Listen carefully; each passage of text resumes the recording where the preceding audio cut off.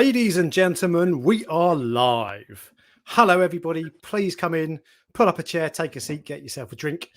We'll have a quick look and make sure everything is okay with the audio and the video and all that sort of stuff. I'll just have a look at that. Pro level, everything's fine. I think we're all good. So let me just bring up some comments and see if everyone is here. So we have in the stream early doors, Mike Johnson, looking forward to hearing this talk. I've had my most recent tank running 7 months now. I can't keep Stylo and Monty's, but anything acro wise doesn't seem to last longer than a month. Well, we will come on to that, don't you worry. Lee Smith in the house as well. Hello, good evening and welcome. So we have a very special guest today, and Shaun, you are the first ever guest on the Reef Talk live stream, so this is a historical moment. So tell everybody about yourself, who you are, what you do, and your experience in the hobby. So my name's Shaun Russell, and I actually own a business down, or a reef specialist store down in Dorset called The Ocean Project. Yeah, I mean, other than sort of a few other sort of jobs to take time out in, you know, I'm quite nervous, by the way. It will settle down. Yeah, other than a few years during my life, I've always worked with fish. I've been to Sparsholt College, and I've got a national diploma in this field. So it's something that I've always sort of set out to do, and always really enjoyed it. So, and how long have you kind of been keeping marines, saltwater stuff? Since the age of 11. 11. Yeah. So Okay. on my 11th birthday, my dad he bought me a marine tank, and it was absolutely terrible. To be perfectly honest with you, it was an old John Allen tank, sort of a 3 foot across thing, really narrow, really shallow. You know, like a classic tropical setup. Under grabber filters, Yep. and yeah, I had an absolutely terrible time. My mum's absolutely messaging me like mad at the moment. Get rid of that phone. I know, yeah. Okay, yeah, so a fair few years. Oh yeah, a very long time, to be honest. Yeah, All right, and still enjoying it every day. Of course, yeah, and learning something new all the time as well. Oh, absolutely. Yeah, so that's kind of how you would describe yourself. So I was trying to think how I would describe you, how I'm going to introduce you. When I first thought about it, I thought I could describe you as an old school reefer, but I think that's a lazy cliche, and it doesn't do you justice. I then thought about saying you're like a classically trained reefer, so you can still rock out, but you know the fundamentals and the foundations. But the best way I thought to describe you was you're like Mr. Miyagi, right? Because you've got Daniel's son comes along, new to the hobby, doesn't know anything. It's a minefield, the hobby. Daniel's son comes along, and all he wants to do is do a high kick, knock someone out with a head kick, and smash boards with his hands. It's actually which really is a good way of doing it. So the reefing equivalent is you want to get your brand new Radions, you want to test out the lightning mode, you want to get your MP40s doing a standing wave looking all cool. Whereas really, you're Mr. Miyagi saying, no, mate, go and wash my car, go and paint my fence, which is the kind of the reef keeping equivalent of go and filter your own water, test your nitrate and all the kind of boring stuff. And when you put in the foundations like that, all the cool stuff comes out of it. You stop using natural seawater. Really? Is that a bugbear of yours? Yeah, it is. Well, there we go. So oh yeah, well yeah, for sure. But we'll come on to all that sort of stuff in a bit. But that's so you are the Mr. Miyagi. Yeah, and that's kind of the way I see you. So, and what we're going to do today. So, for everybody watching, let me just bring up this screen. So we are going to be covering the basics of reef keeping. So we've put it into 5 subheadings effectively. Major elements, i.e., alkalinity, calcium, and magnesium. Trace elements, and the levels you want to keep, and how to replace them. Second subheading is nutrients, so nitrate and phosphate. What levels to keep them at, and how to get rid of it if you've got too much. Then finally, lighting and flow, and anything else is kind of the miscellaneous. So we'll do a sweep up and see what else we've got if we've missed anything. So let's kick off then. So major elements: calcium, alkalinity, and magnesium. What's the score with them? What do you want to do with them? So basically, what I advise anybody wanting to keep actually any reef aquarium is start with the basics. Keep everything nice and stable, as easily and as manageable for your lifestyle. So for me, I've always sort of strived to keep SPS or Acro as well. And, you know, I always try and match natural seawaters as best as I can. So alkalinity, for instance, I actually tend to run a fair bit lower than other people. Okay. And so what, like 6.5, 7?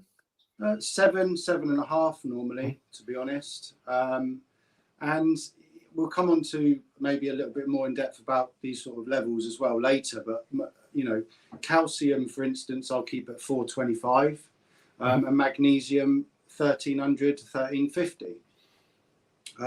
Of course, a salinity of 35 parts per thousand or 1.026. Now, there's a lot of sort of, in my opinion, potentially misguided information given by lots of different companies. And obviously there's many ways to skin a cat, so to speak. But everyone seems to be almost fascinated with elevating levels of alkalinity, calcium and magnesium because they have this idea that the corals are going to grow quicker. Indeed. You know, I don't personally buy into it because the people that I meet on a daily basis can't grow corals to begin with. So for me, I need to strip it all back down to basics and get everybody to understand and master the basics. And once that happens, and people actually realize, you know, just take a step back and actually, you know, take on board the advice, they do sort of almost understand where I'm coming from. You know, just keep it nice and simple, use your eyes, you know, and just take it very steady and keep things nice and stable with your lifestyle. By that I mean, sorry, carry on. So on the point of elevated alkalinity, that comes from, I think largely it comes from BRS, who did an experiment maybe a couple of years ago that showed that you get higher growth rate. But they also did say, it's been a while since I've watched the video, but they also did say, you know, this is a way of getting ahead if everything else is spot on, but you might not want to do it. And kind of, I think they tried to discourage it a bit, but it's the sort of thing that especially when you're a new hobbyist, but at any time really, all you want is for your corals to grow. And they don't bloody grow. So you want to do anything you can to encourage them. So I think that's kind of, you think to yourself, do you know what? So if I can, maybe they're not growing, so maybe if I bump the levels up, that will work. And it does in certain circumstances. But what you're saying is that's kind of, that's next level stuff. And you want to take care of the 95% basics, right? Exactly. You know, there is a lot to be said for just keeping everything nice and simple because, you know, as we're all busy, you know, if it's nice and easy and simple, then you're more likely to achieve a realistic goal. And if it make it as complicated as you are, and there's loads, I mean, Christ, I don't think I'd be able to keep up with the full KZ routine, you know, little tiny drops here and everything like that. But what I am good at is, you know, being able to look at an aquarium and go, you're lacking strontium, or you're lacking iodine.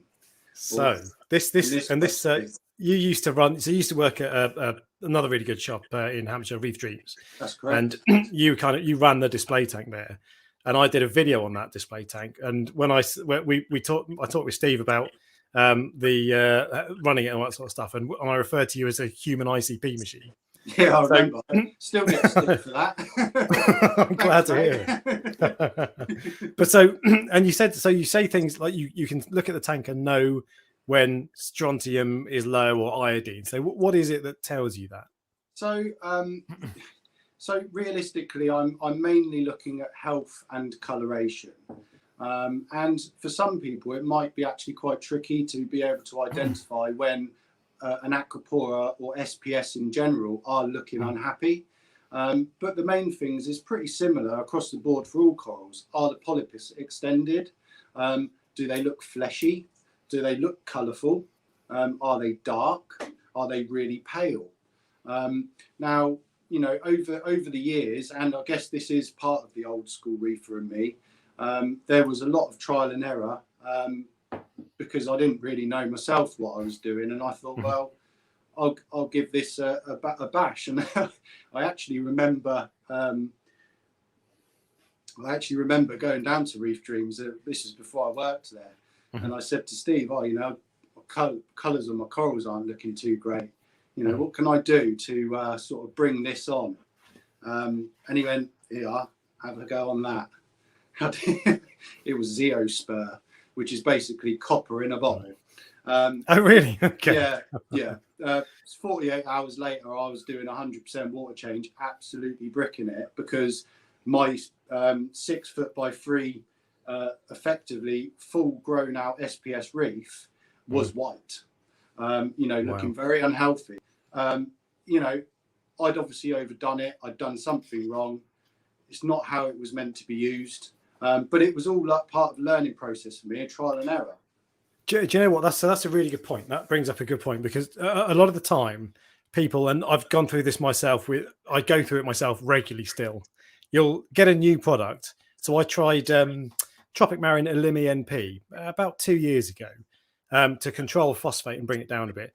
I put in, I took my eye off the ball, didn't test properly, and it bottomed everything out. So I had 0 nitrate, 0 phosphate, and it messed up my tank, and I didn't like it. But that's not because the product doesn't work, because I didn't read the instructions properly, and I just didn't do it properly. So it's kind of you often see kind of anecdotal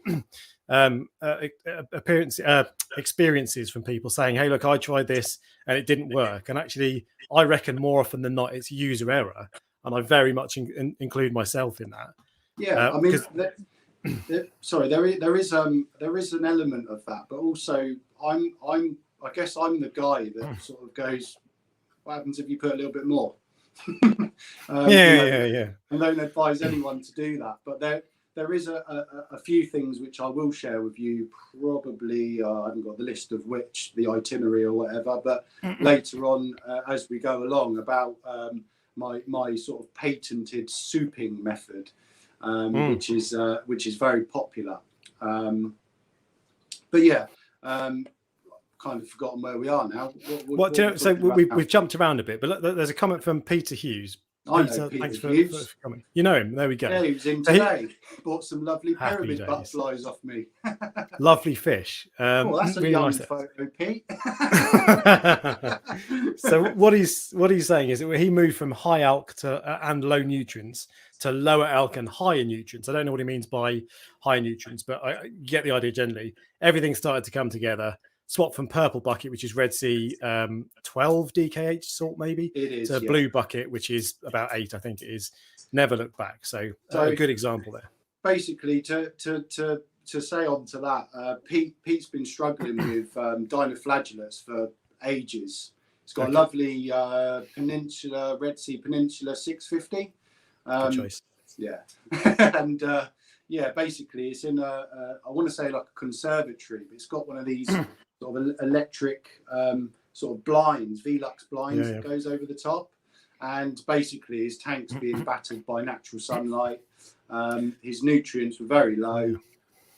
Dinos took hold, and he had a really bad time. And I got him on board with the souping method. I've actually supplied him with water from our aquariums, which have got a different strain of bacteria, again, to his own. And it's coming together nicely now. And, you know, so he's obviously changed from the purple bucket. Oh, okay, the black bucket. I call that the black bucket. Do you know what? You've mentioned something, and on the subheadings I put up earlier, number 5 is like a catch-all, miscellaneous, whatever. You just mentioned bacteria, so we'll talk about that when we come to that as well. Yeah. Sorry. Go on. Carry on. Just coughing. So okay, but so we kind of we've covered off a little bit about alkalinity and calcium. Really, I don't think there's a massive amount to say about it. Just keep it at, pick a level that's not too high, and just kind of leave it there or thereabouts. Does it matter if it's kind of going, not swinging all over the place, but going from 7 to 9 over a couple of weeks and then back down? How stable does it have to be? So with the fairly recent addition to my old school mentality of thinking, if that makes sense, I actually run the Neptune Apex Trident, and I've initially, for the first year, I didn't actually run, prior to setting up the shop, obviously, I didn't actually run it controlling anything. And I was interested, running a calcium reactor, I was interested to see the daily or diurnal swings that you get with your alkalinity.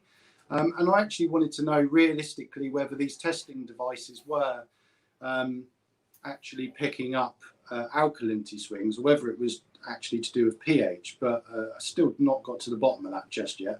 But yeah, I mean, I was experiencing sort of 0.4, 0.5 swing, 0.4 DKH swings a day. And, you know, most people would experience the same if they were just conventionally running, say, a D&D P4 Pro or something like that. You know, it's a set dosage, and you're dosing a set millage every hour, 24 hours a day. And what normally happens is when the lights are off, your alkalinity begins to increase. And, you know, by first light, if you like, when the lights first come on in the morning, your alkalinity will actually be at its highest point during that 24-hour cycle. So all this sort of data that we're collecting with Tridents, and you got GHO, haven't you? KH Keep. Oh, I had a GHO, a KH Keeper now, but all the same kind of thing, aren't they? Basically, and that logs the trends as well. So you'll basically be able to see the same thing for me if you weren't using it for. Does it do? I'm not familiar with that, I'm afraid, but does it do corrective doses, or just a tester? You can make it if you want to, but I'm not brave enough. So I had the KH Director for about a year. Never felt confident, not because it was a bad piece of kit, but because I just don't want to let go of control. And the same with the KH Keeper.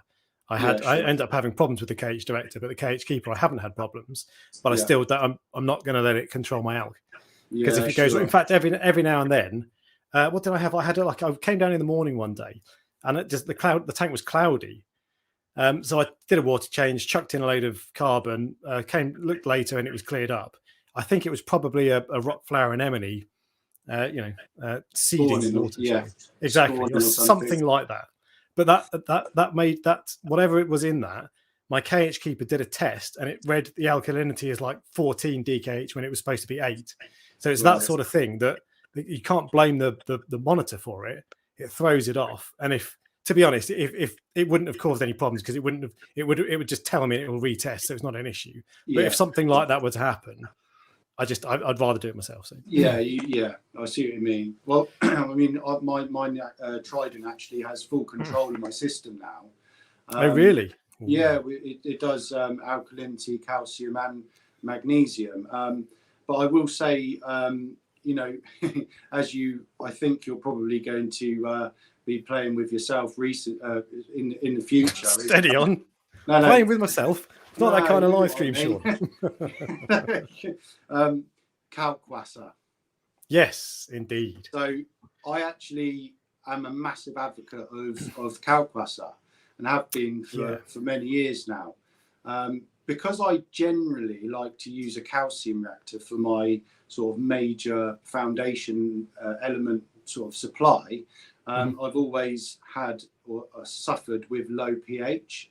And, you know, going back to a very popular, I'm going to say famous, but I don't know whether many of you guys, because this is obviously a lot bigger sort of platform, but I had an old system which I called the agricultural reef, which would literally grow acros, any SPS for fun. Like, it was ridiculous. And one day I actually found out that there was my pH was at 7.68 or something. It was really, really low. But these acros were growing like tremendous.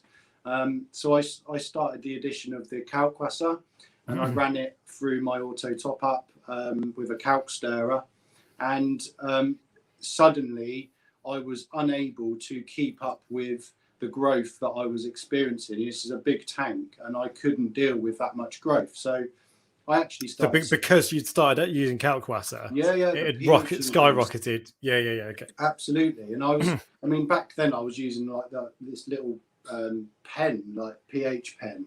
It was probably not that accurate. You know, a lot of these things tend to be not great. And yeah, I mean, suddenly I was growing acros for fun, and you know, I used to supply Ed down at Windsor, not Windsor, what's it called now? You know, I used to supply, Reefkeeper Moss End. Used to supply him with loads of frags. In fact, Malcolm as well, when he had his little shop as well, I used to supply him with frags. And you know, I used to go all over the country with poly boxes of frags, and it paid for salt and calcium reactor media and all the rest of it. So yeah, I guess the point of what I was getting at is I'm an advocate of Kalkwasser because, and although I say don't sort of pay attention or obsess over particular levels, one thing I do advocate is try and keep your pH as high as possible. And that's almost a dare, if you like, because realistically, you know, most people are struggling. And in the shop at the moment, because obviously winter, we're having the doors and windows closed. I'm currently struggling with a little bit of low pH, so I've recently added on a CO2 scrubber as well. Now I'm managing to achieve 8.24 in the day, and my alkalinity pretty much every day. My Trident is alarming, saying that you've reached an alarm level, which means it's wanting to dose more, but it's saying something's wrong. My acros are now growing. Your corals can't be using this much. They can't be growing that much. Something's going on. Okay, so do you know what? So we'll wind back a little bit because pH is a good one as well. But we haven't talked about how to maintain alkalinity, calcium, and magnesium. So there are various ways of doing it. Calcium reactor, where coral skeleton dissolves and goes into the water, basically. Kalkwasser, which is calcium hydroxide, very high concentration levels that does everything, and then dosing, which is the most common one, of course. That's what I use. In the UK in particular, Kalkwasser seems to be really uncommon, and I've never quite understood why, but you're a big advocate of it. I think people think it's a bit kind of confusing and this crazy thing that's really difficult to understand, but you're a big fan. Yeah, I think part of the reason why it's not popular is like anything, it boils down to cost versus reward. You know, in a lot of people's cases, you know, a calc stir is a few, I mean, I don't know, it's a few £100, you know, depends on the size of the aquarium really, but it doesn't have to be used with a calc stir. You can, I mean, for instance, there's one of my long-standing customers, Mark Bromby, who came in earlier, and he's got this little contraption. Where's my fingers? This little contraption, which is basically like a bladder, if you like, with a little thing going and not tied in the end, and he's used that for 20 odd years, and like an intravenous drip, like a literally, and he mixes it up every day, hangs it up above his sump, and it just drips in. I've shown various pictures. He's got one with a massive, like 3 foot across symphilia. Have you seen that photo? Probably. Yeah. I mean, he grows corals for fun. It's an old method which doesn't really get old. The only thing I will say with Kalkwasser is the lack of trace elements that are being added. Again, this is something over the years I've learned to just deal with. So currently I do dose separate trace elements. Some of them are by eye, experimental eye, and some of them are very accurately dosed via Triton ICP testing. And you know, there are multitudes of different sort of all-in-one products out there as well that were kind of like, say for instance, the Triton method, where you could just follow a set routine or something. I'm definitely wandering away. You need to keep on checking me here. Well, so you know, on that point, then so this comment popped up that made me think, because when we talk about Kalkwasser, I think the reason people don't use it is because it's a little bit more difficult to understand, and not many people do use it. And as Jez says, he replaced it with balling, simpler balling and dosing. And to be honest, dosing a couple of liquids is probably the easiest way, I think. And you can just chuck it on a doser, job done. It is. So that's probably why, really. It is. But, you know, similar to that, sorry, not similar at all. With the dosing routines, like I say, trying to get across there, but I do muddle my words, so I do apologise. There's multitude of companies now that are making almost blended recipes so that you just got to dose. But I guess that's probably what this whole video is about, is like for the beginners, if you like, and that is going to be the easiest method, and probably the most cost effective up to a certain size aquarium, should I say. So I mean, dosing is probably where you would start, and ultimately you would then progress on to more of a maybe a bit more of a multi option, if you like, where you can use a calcium reactor, which supplies calcium, alkalinity, a little bit of magnesium, and also trace elements depending on the media, and then use that in conjunction with Kalkwasser just to elevate that, offset that the pH. You know, you would normally get a reduction because of the CO2 from the calcium reactor effluent. And this is the thing. So when you start talking about calcium reactors, Kalkwasser, all these sorts of things, it starts getting complicated, and there's a lot to kind of get your head around. So that's probably what you need to do is, if just stick with dosing to start with, maybe, but go and research Kalkwasser and all that sort of thing, and figure it out yourself. There are two comments that have popped up that have caught my eye. First off, George Dunn, welcome along, regular viewer. So he says, "What time do we dose?" Sure. What time would you dose? Oh God, here we go. So I actually do dose 24/7. If you're what you got to, this is what I'm trying to work out at the moment with these types of titration tests that we do. Salifert and that sort of stuff. For instance, you know, say for instance calcium or the alkalinity one. Does the pH of the water affect the actual test result? Because effectively you're diluting or dissolving using an acid. So if you start off with a low pH, are you going to get a different reading? I'm not sure on that, because to be honest, I don't actually understand how that works. But what I would suggest is that for the last 20, 30 years, people have not had advanced testing equipment like what we have now. And a KH swing for corals that are acclimated to aquarium life will quite happily tolerate a 0.5 swing in alkalinity. Calcium and magnesium aren't going to swing dangerously over a 24-hour period. And actually, a lot of my customers that would start off coming here, they say, well, I only dose KH because my calcium and magnesium never change. Well, the answer is they are changing, they are depleting. It's just your test kit's not accurate enough to pick up 2 or 3 ppm drop a day. Indeed. So, you know, it's... so someone else has said, Danny Sale UK says 24/7 equals stability. And so you mentioned alkalinity testers a second ago as well. I found when I first... I'm not answering that question. That's my brother. That's your brother, is it? Yeah.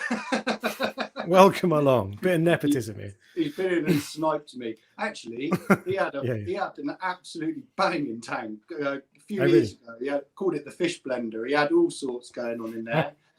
Really, really nice tank. I wish he'd get another one, actually. But yeah, very nice. He is correct anyway. Yeah, 24/7. But yeah, but you know what? So when I first got my KH director, the first thing, obviously, I set it to test every hour or whatever, just to see what was what. And I used to dose during daylight hours. My theory being that's when the corals are photosynthesizing. That's when they're taking up the alkalinity. So that's when it needs to be replenished. I then noticed that my alk wasn't very stable, so I switched to 24/7, and it became a lot more stable, which doesn't really make any sense to me, but it seems to be the case. I've got a theory behind that. I mean, most of the dosing solutions that we use, I can never get the right ones the right way round. But there's sort of like your standard bicarbs, which are just kind of KH in liquid solution.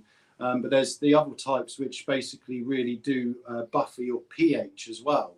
And if you're dosing 24/7, just that addition of a little bit of those particular types will actually just buffer up your pH ever so slightly. And don't forget, it's all about stability. Your KH may be stable, but your pH isn't going to be stable regardless of what you do. So give us an example of one of the dosing things that buffer pH. I think Reef Zelements, that does it. There's ATI Essentials Plus. Are there anything that you come across that does that? To be honest, I mean, I've used a lot of brands over the years. What I actually found to be really good for buffering actually was the Red Sea Part B. That's actually really enhances pH. I wish I'd done some research and found out what that is. I can't remember what it's called. Somebody will post up probably, but you know that the pH enhancement means, in fact, actually Triton Core 7 is known. There's so many people out there using Triton Core 7 that have got pH of 8.2 to 8.3, and it's that 3A and 3B, whatever that composition is there, it really buffers pH. Here we go. So Doug Dorset says that Red Sea Part B has a pH of 12, which is pretty high. So that's basically the same as Kalkwasser in the pH sense. So kind of, and to simplify this as much as possible, and not, you can dose all sorts of different products, but the Red Sea one is a decent one perhaps to go for as good as any, basically. Yeah, I mean, bit of a sore subject about Red Sea at the moment, but over the years I've sold loads of that stuff, and I've seen, and you've seen the results as with the Peninsula.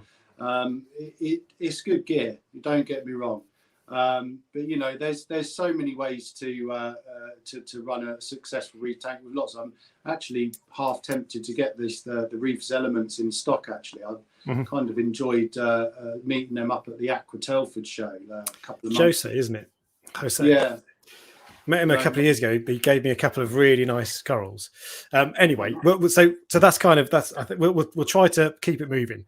Ayla Holdham has asked a question, and this segues nicely into trace elements. So thanks for that, Ayla, possibly. A recent BRS post suggested a calcium reactor puts in no trace elements. Do you have any thoughts on that?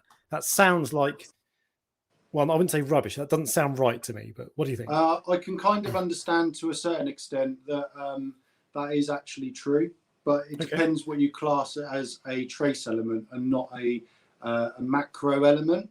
So macro elements, you'd be talking about strontium, potassium, and trace elements, we're talking about iodine, boron, which is a really good one, and iron, things like that. And due over the course of depends again what type of media that you're using. It's actually very, very difficult now to get what effectively is dead coral skeleton. I don't think they're exporting it anymore. And if they did, it'd probably be about £1 million a kilo now with the current freight situation. But, for instance, the Triton media, the Triton Pure media, I believe is just marble, which has got nothing in it. It's very poor on strontium. It has nothing else apart from alkalinity, calcium in it. It's just very, very pure, hence the name.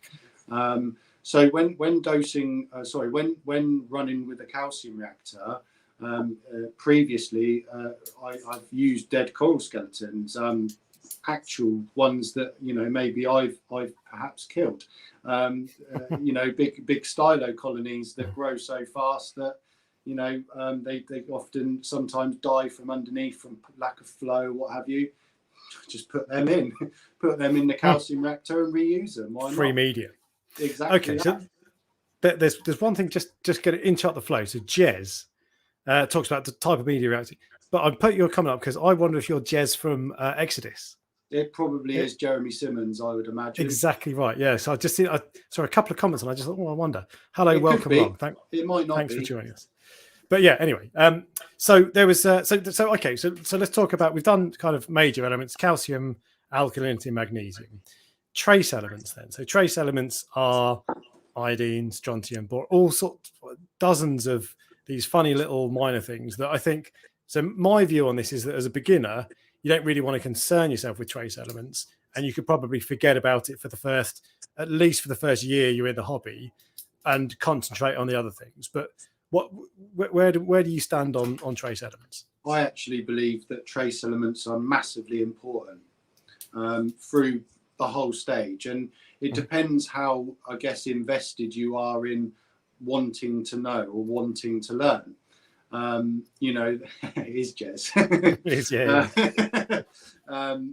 So I've always really sort of enjoyed the process of learning what each trace element, the benefits are.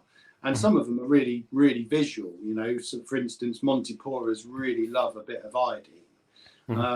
And you combine that with a bit of sort of like the Tropic Marine Lugol solution, which I believe is potassium iodide. You put that in with some sort of darker Montiporas, and they go back to those lovely, rich fluorescent colours. It's got a richness to them. So with trace elements then, because it's often difficult to test trace elements. Iodine is a good one. So I've never really tested it, and I hear a lot of people say you can't test iodine with hobby test kits. So I mean, how accurate are they? Is that correct? Because iodine's quite complicated chemically, isn't it? It is, yeah. The test kits involved in doing that can either take, I don't know, half an hour to do, and always seem to read the same number. To be honest with you, there are a few sort of numbers I do trust. One of them being is my eyes and the judgment and trust in myself to be consistent with dosing those trace elements. But there's the ability now that everybody's got access to ICP testing, which means you can easily send a test off and get your test back results back in sort of 4 days, and really fine tune in your system.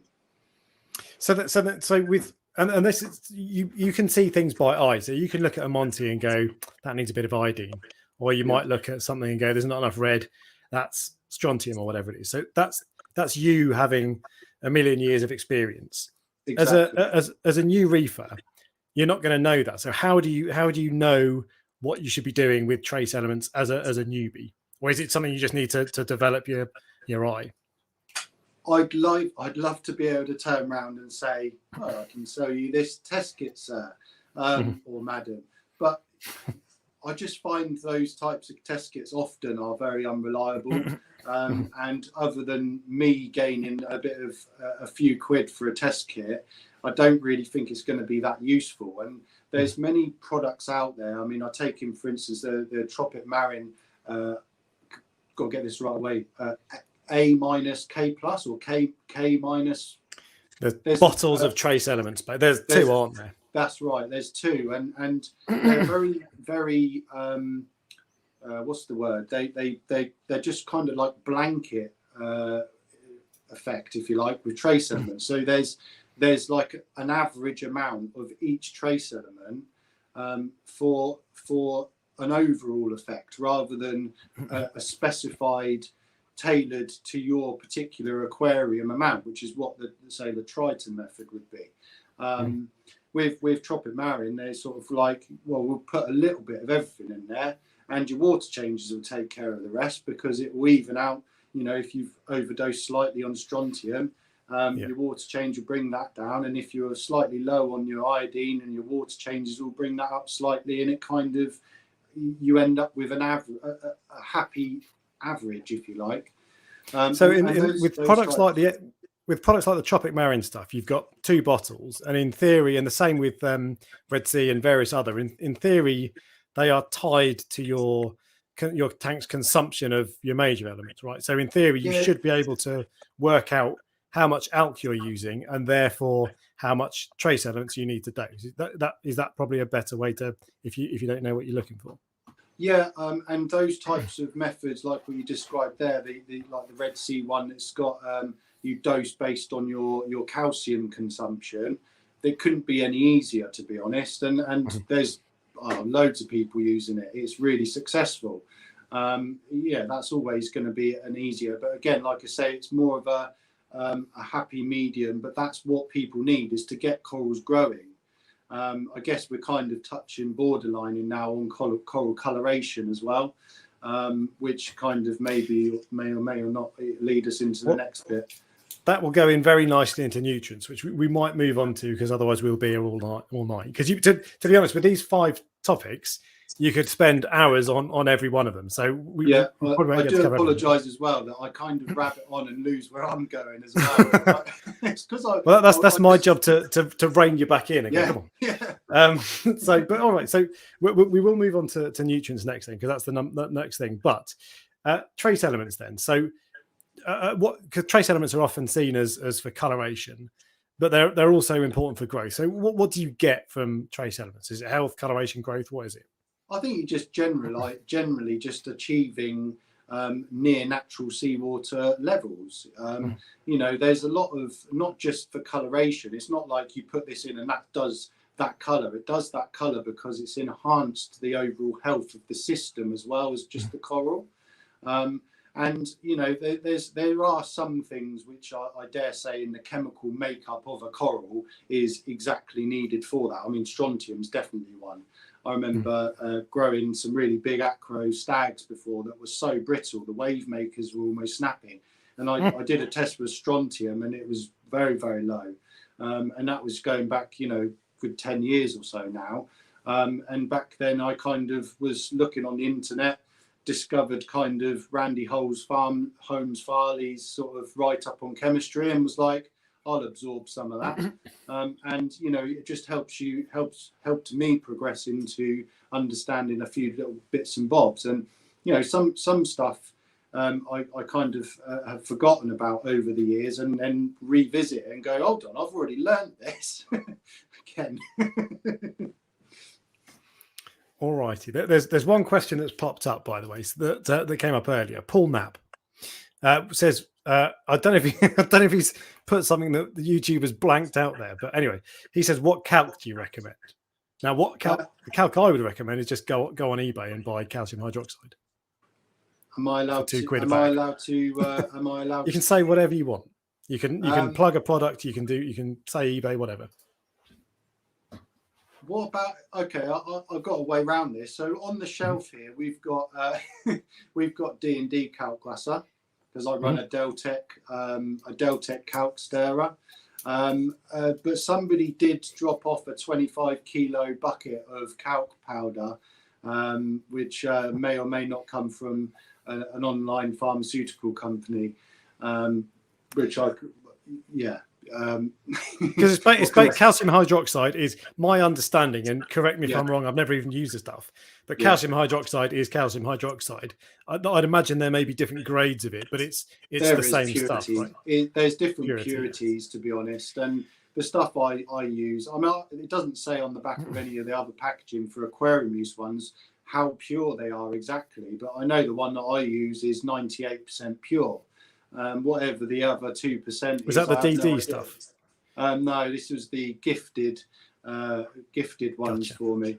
Okay. So yeah, I mean, there's I've done I do ICP testing every week anyway, just because I'm paranoid more than anything. But I've not found any foreign sort of contaminants in my systems, that's for sure.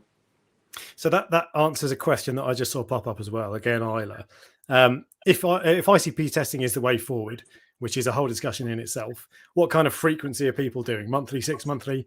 I would guess the answer is as often as you can afford. But what would you recommend for a normal hobbyist? What is a normal hobbyist? I mean, I would say realistically, if people could achieve 10 I guess it depends what type of system. If they're running a general mixed reef aquarium, I would say an ICP test once every 3 to 4 months is ample. If you're wanting to really specialize in SPS and really understand your tank's, I don't like saying it, but your tank's personality. Cringe. Yeah, exactly. Then ICP as often as you can. Like I say, this shop's only been open for 3 months now, and I'm still learning these systems out here. There's corals that as I spoke to you earlier, there's corals growing out here that I've never been able to grow before for some reason. I don't know what it is, but I'm learning via regular ICP testing that, maybe there's a few things that are different. Something's evolving. Do you know what as well? So getting to know your tank it's maybe it's a cliche, I don't know, but that is, it's really important. And I find whenever I don't test, I look at my tank and think, yeah, it's fine. And then a month later, something goes wrong. Yeah. And then you test and you're like, oh shit, I should have done that 2 months ago. Yeah. But the more you test, the more you get to know even how what fluctuations you get. Yeah. What impact if you increase feeding, what impact that has, all these sorts of things. So it is really, there is one thing as well, which is always happens as well, is people will come in, customers will come in, and they'll go, I'll do a water change first, and then I'll send my ICP off. Surely the idea of the ICP is to find out what the problem was, not dilute it first and then send it off. Very good point. I bet a lot of people wonder, should I do it before or after? But before. You always want to know what the problem was. We know that there's something wrong. Let's find out what it is, rather than doing something corrective like a water change. Okay, so we'll wrap that up in terms of macro and trace elements, and we'll move on to the second, which was nutrients. So nutrient levels and nutrient exports. So we're talking nitrate and phosphate, basically. Okay, so nitrate and phosphate is an ongoing discussion point, if you like, and I'm actually an advocate for running high nutrients, or what's seen to be high nutrients. What do you mean? What does high nutrients mean? Well, so it's high nitrates and phosphates, any levels sort of 0.1 and above on the phosphates, and nitrates of 10 plus. Going back, say, 10, 15 years, those levels were like, you were always striving for zero. And I think with the addition of test kits nowadays, which are very accurate down into the 0.0 range, people are actually finding out that it is actually possible to reach zero, and it is very, very detrimental to your aquarium in certain cases. Now, the modern sort of reef tank, if you like, has been kind of drummed into us that live rock is bad, and that we all need to use certain products, man-made. Little plug there for old Timmy boy. Go on, son. I always call him Tim. His name's not even Tim, it's Craig. His name's Craig Timms. The problem that I'm facing, or a lot of people are facing with the new age rock, is that basically their systems are too efficient. They're using nutrients faster than they're accumulating, and actually allowing the system to kind of really mature and become biodiverse. So the new age reefer, as I'll sort of now call them, I am telling to basically run high nutrients for a set period of time, and then very, very slowly wean or lower the nutrients to the point where you're achieving good growth and good color. So why do you want to achieve? In fact, you know what? I'll come back to that in a sec, because I've just seen a question pop up that I want to answer. To water change, or should you do water changes? Yes. Dan West as well. He literally came in earlier. You could have asked me that question earlier. He's just bought himself a nice X filter today, so I bet he's having fun playing with that. The answer is yes, do it. Yeah.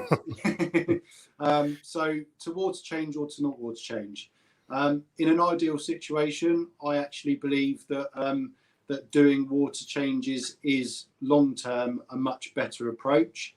If you are going down certain routes of that advocate don't do water change, then you need to be ICP testing like at least once a month, in my opinion.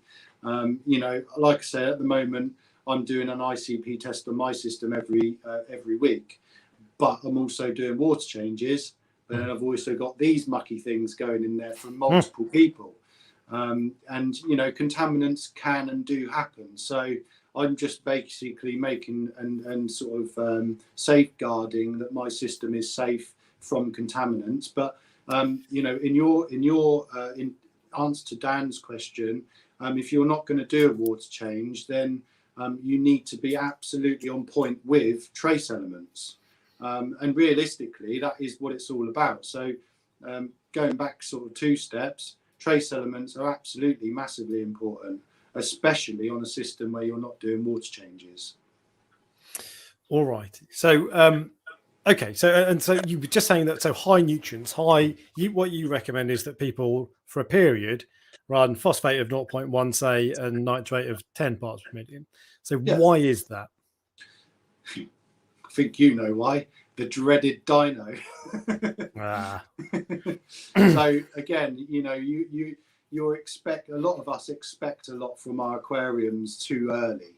And realistically, you know, going back to the days when we went into the shop and bought a setup which included 20 kilos of live rock that was full of dying organics and, you know, bits of sponge and a dead bristleworm and the odd random crab, all of that adds to nutrient loading on that system to help it properly cycle and properly mature.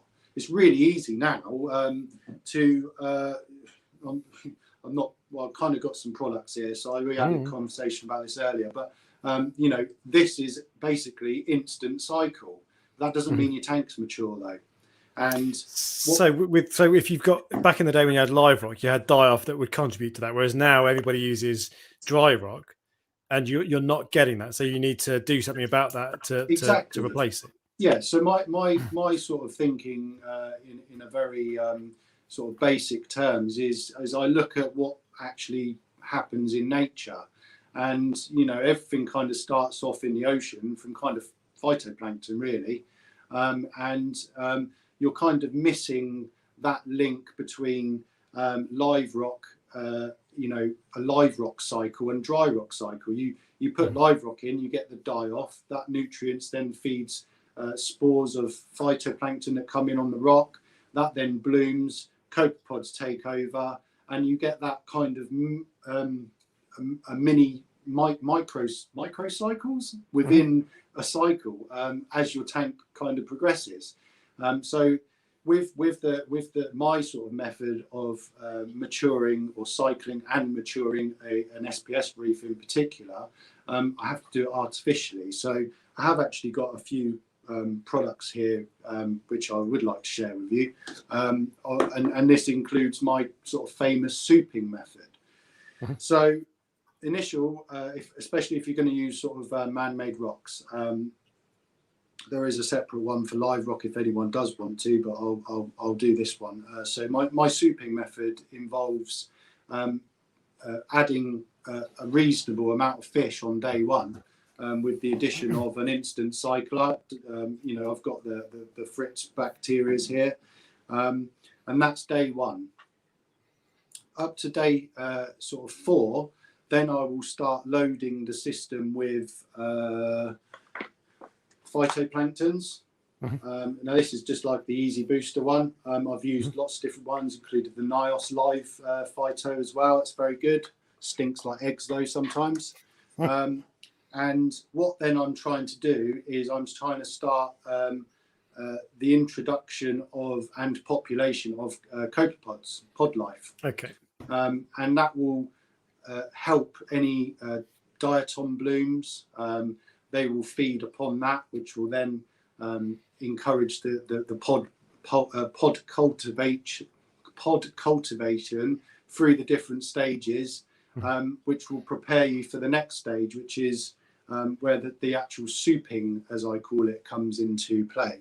Now, at the sort of 1 to 2 week stage, you will notice that you may start having maybe a little bit of diatomyalgia.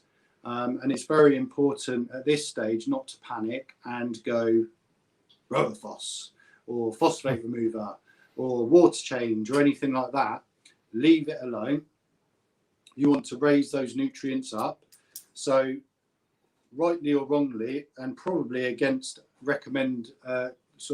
manufacturers' recommendations, I actually mix a few products together, one being Reef Enhance. So that's a coral food, right? Like That's a powdered coral food. To me, it's just nutrients. That's all that is. But it has also got sort of microbes that live in there. I mean, it's a bit of a potential snake oil.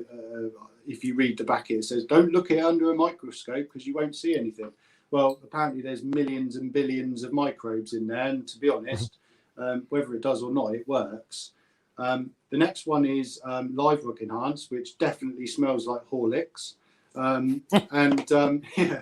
That one there, really good for opening the pores up on old live rock, and also has probiotics in there to encourage sort of beneficial bacteria within the pores and going deep inside your man-made rock, if you like. The second one, or third one, should I say, is a classic Benepets, which is this is some good stuff. This is, and looks wise inside. And I also smell all the products, because I've got a very good nose for things like, smelling what something might be. And to me, it does smell very fish meal based, probably plankton, but it has also got, again, probiotic or bacteria enhancers there, which actually stops nutrient increases, but whilst giving nutrition, if that makes sense. So do you know what? I was talking to someone about Benepets the other day, and apparently, I don't know if you can tell me if this is true or not, hopefully, but apparently they started off making that as worm food, and they accidentally discovered that it actually works brilliantly for corals. Yeah, they did. They used to use it to a nutrient load into worms, and then feed them to there were little I think they call them glass worms, but they're probably like blood worms. Okay. And then they would feed them to fish to condition them into breeding. So it's probably insects, probably ants or something. Yeah, crushed insects or something. But okay, so that's kind of you're building early days. You're building on. So long term, then, when your tank's a year or two old, what kind of levels are you looking to maintain for when we're talking SPS acroporas, basically? For acropora, this day and age, for me, 0.1 phosphate. And 5 nitrates. So 0.1 phosphate, that is quite high, and I think most people, like, if you if I could press a button and set my phosphate level, I would choose 0.03 to 0.05. I would be perfectly happy at 0.1 right now because it's quite high. But why are you slightly higher then? And does that depend on things like the lighting intensity you're using? Exactly. So over the years, and again, going back to sort of my old school thing, if someone said to me, if you could have any light at all, to grow corals for the rest of your life, it would be metal halides. Because I'm yet to find a wattage or even an intensity or spectrum that won't grow corals regardless. You chuck a coral underneath some metal halides and they grow.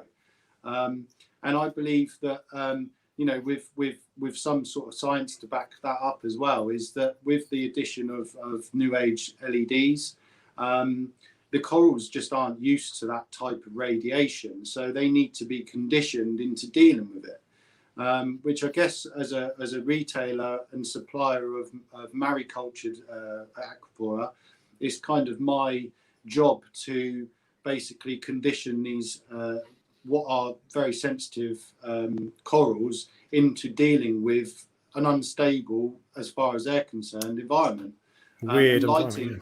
And lighting is one of those instabilities, and they're not used to those types of wavelengths. So my sort of thought process behind keeping the elevated levels of nutrients is it gives those corals the energy that they need to basically put up a sunscreen, and gives, because it's a lot. When a coral goes pale, it's basically reaching, without going into too much detail, something called photo inhibition, the ability to not take any more light for photosynthesis. However, if you do raise nutrients up and give them that energy needed to put sunscreen, actually the two things you do get is, one, phenomenal colour, and two, really good growth.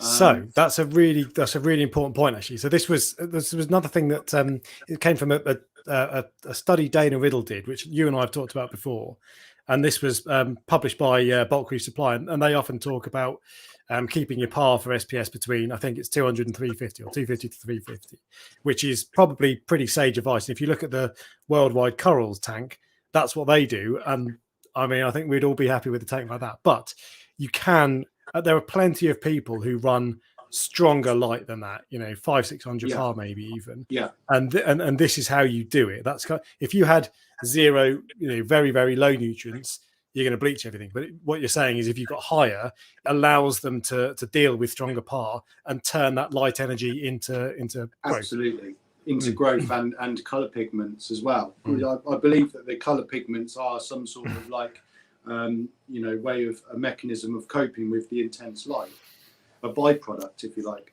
Indeed. So there was an event, I think, on the Barrier Reef, I don't know, a few years ago, maybe I saw a study somewhere where they discovered, or they suggested, that when corals turn these brilliant colours, it's because they're trying to protect themselves from adverse conditions and too strong light, that sort of thing. Yeah, we as hobbyists try to get that. Yeah, we strive to get that. That's like the Zeovit look, isn't it? Very pastel in colours.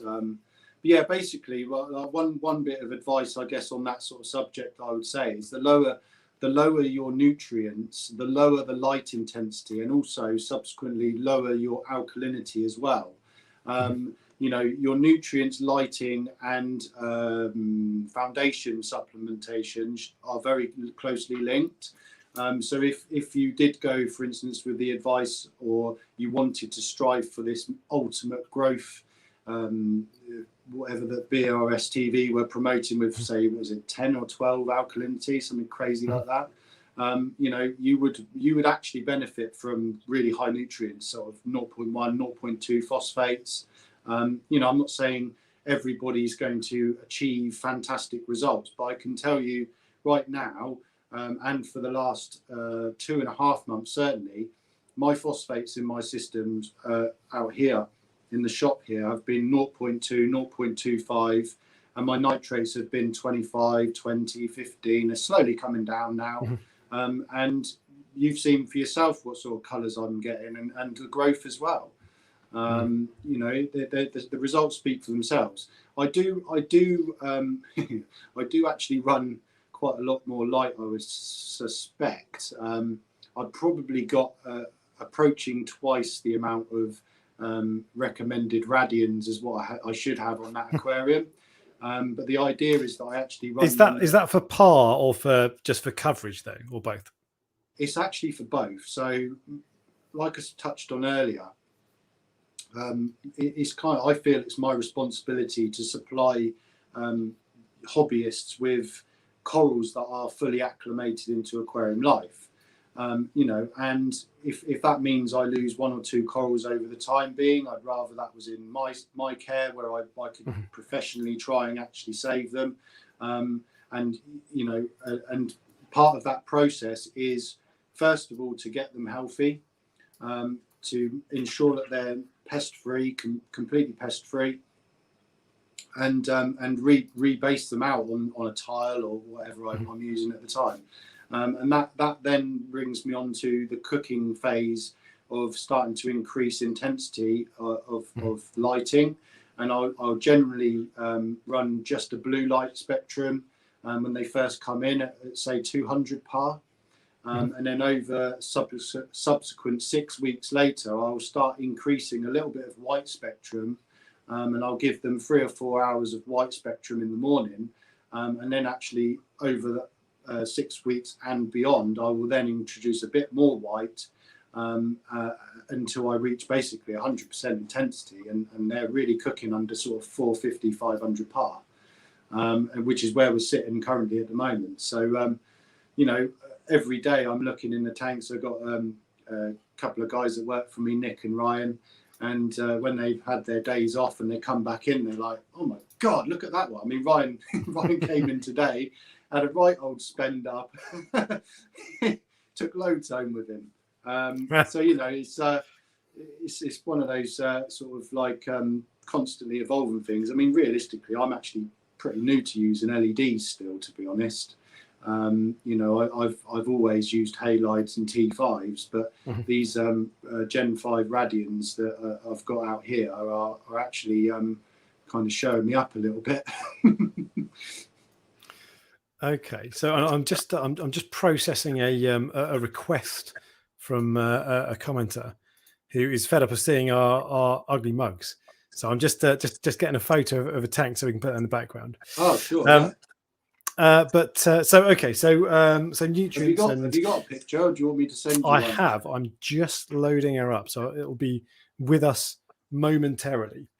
So okay, so that's kind of full screen, share screen, add to stream, bosh. I kind of like pulsing Xenia in the background. That's. Do you know, I love pulsing Xenia, but I do as well. Anyway. So what was I going to say? So okay, so we're still talking about nutrients, and we've kind of figured out the levels of nitrate and phosphate. So and that's the reasons. And you run higher lights now. So on this tank, this is my tank.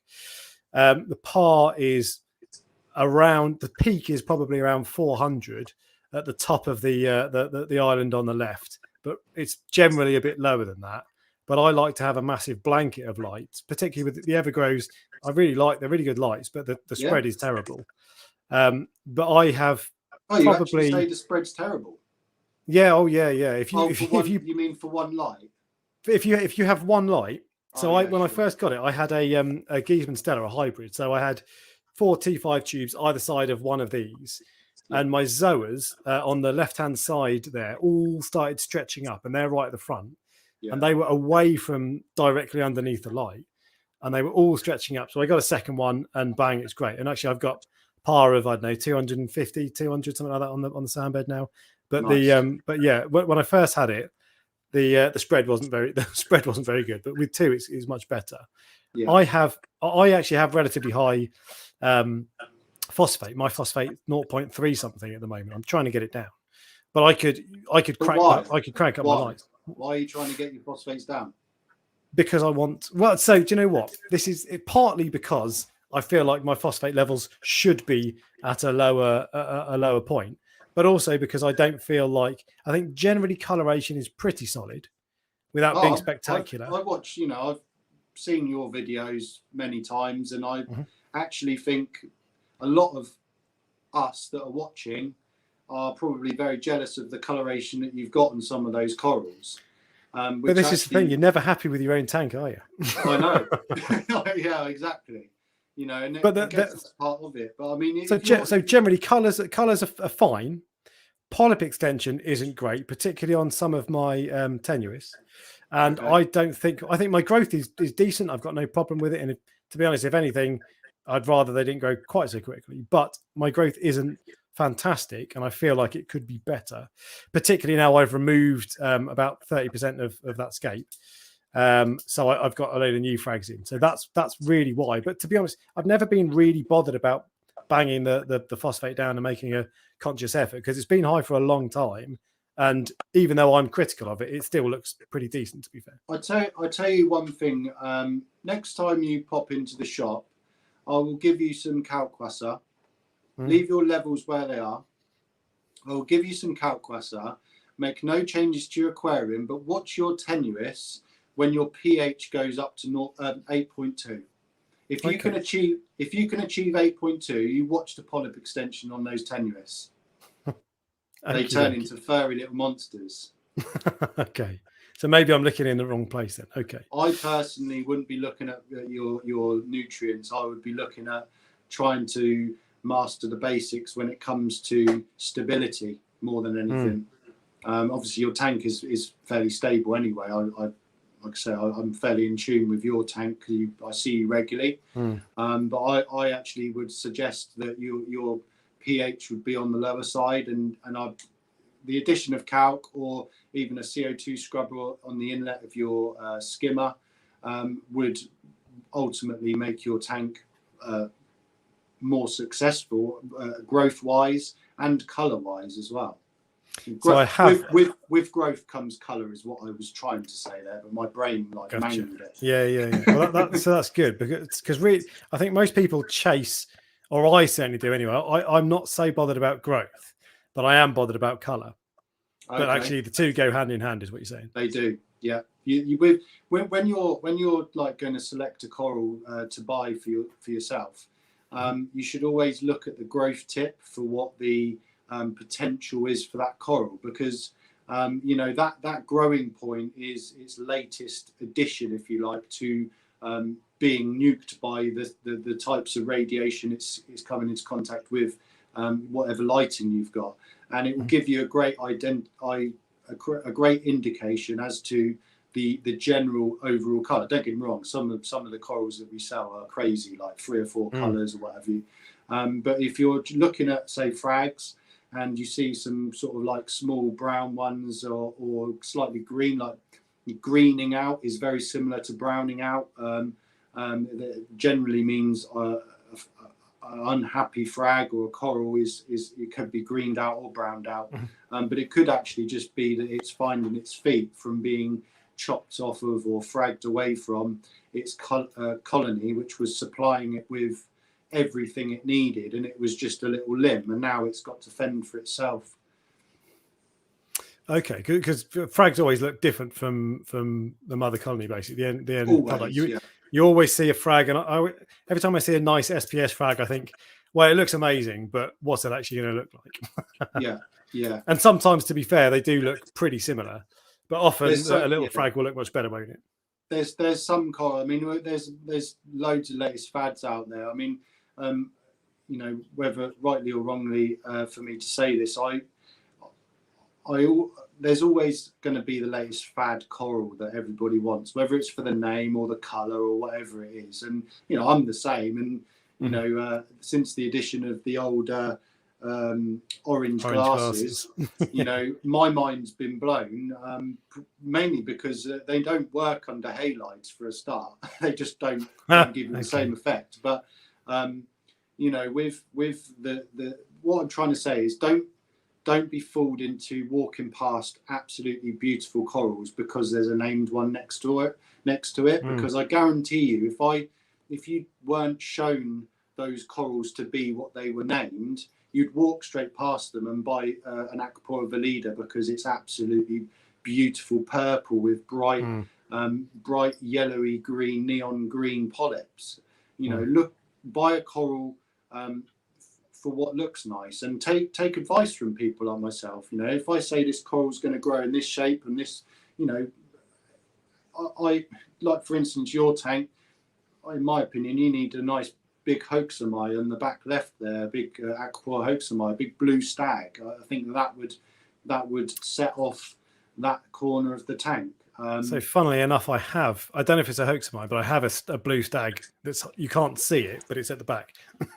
There you go then. That was a good guess. Yeah. Okay, so I think we've probably covered off nutrients, and we've started talking about lighting already, which is actually the next subject anyway. So anything else you wanted to say about phosphate and nitrate before we move on? Going on to the bacteria side of it again, which comes in with the nutrients.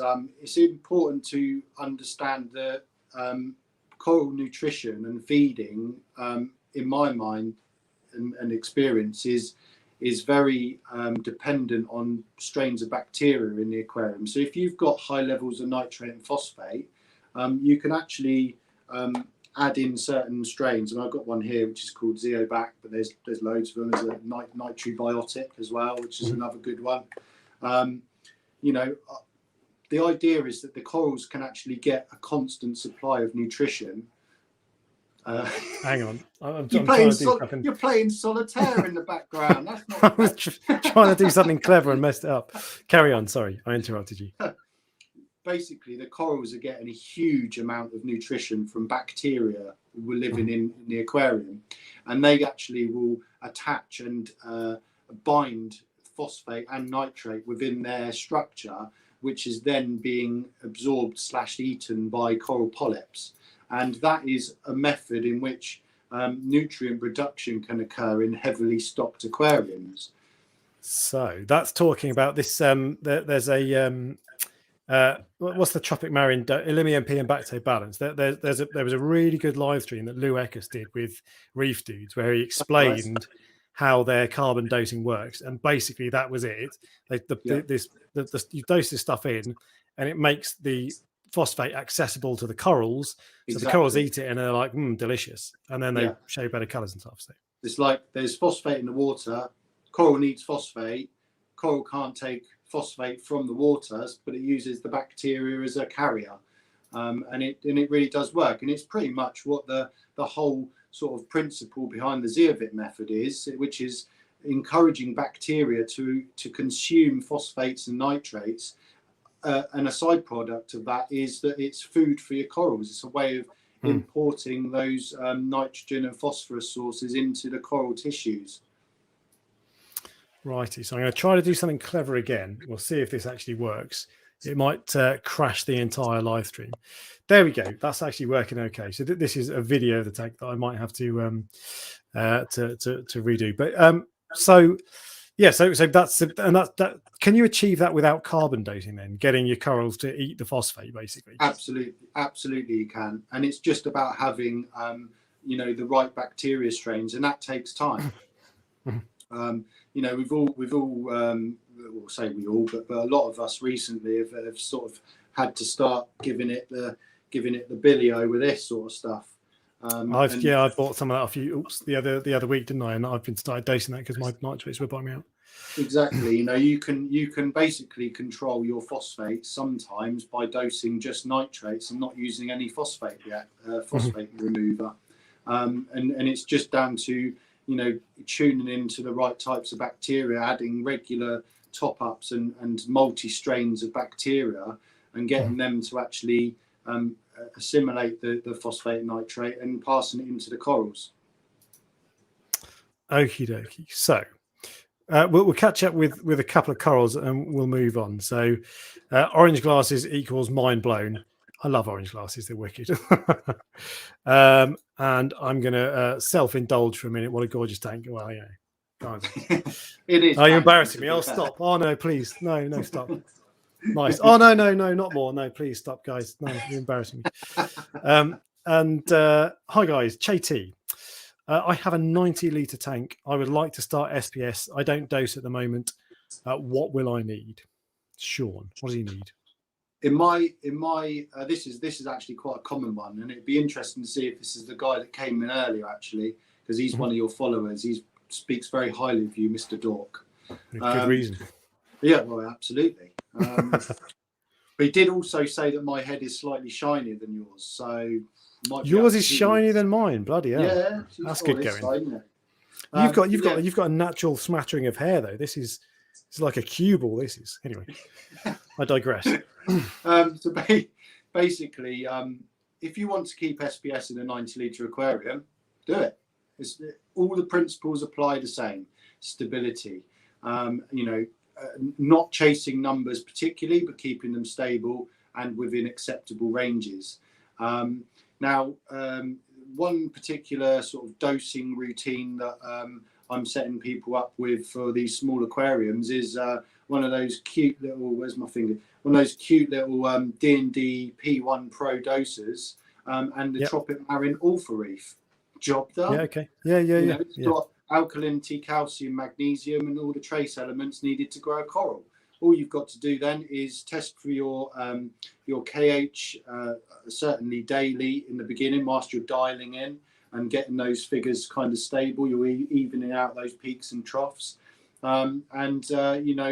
periodically, say once every 2 weeks, you would test your calcium and magnesium and just make sure that you're not going out of balance, which does happen with all dosing and calcium reactors. Believe it or not.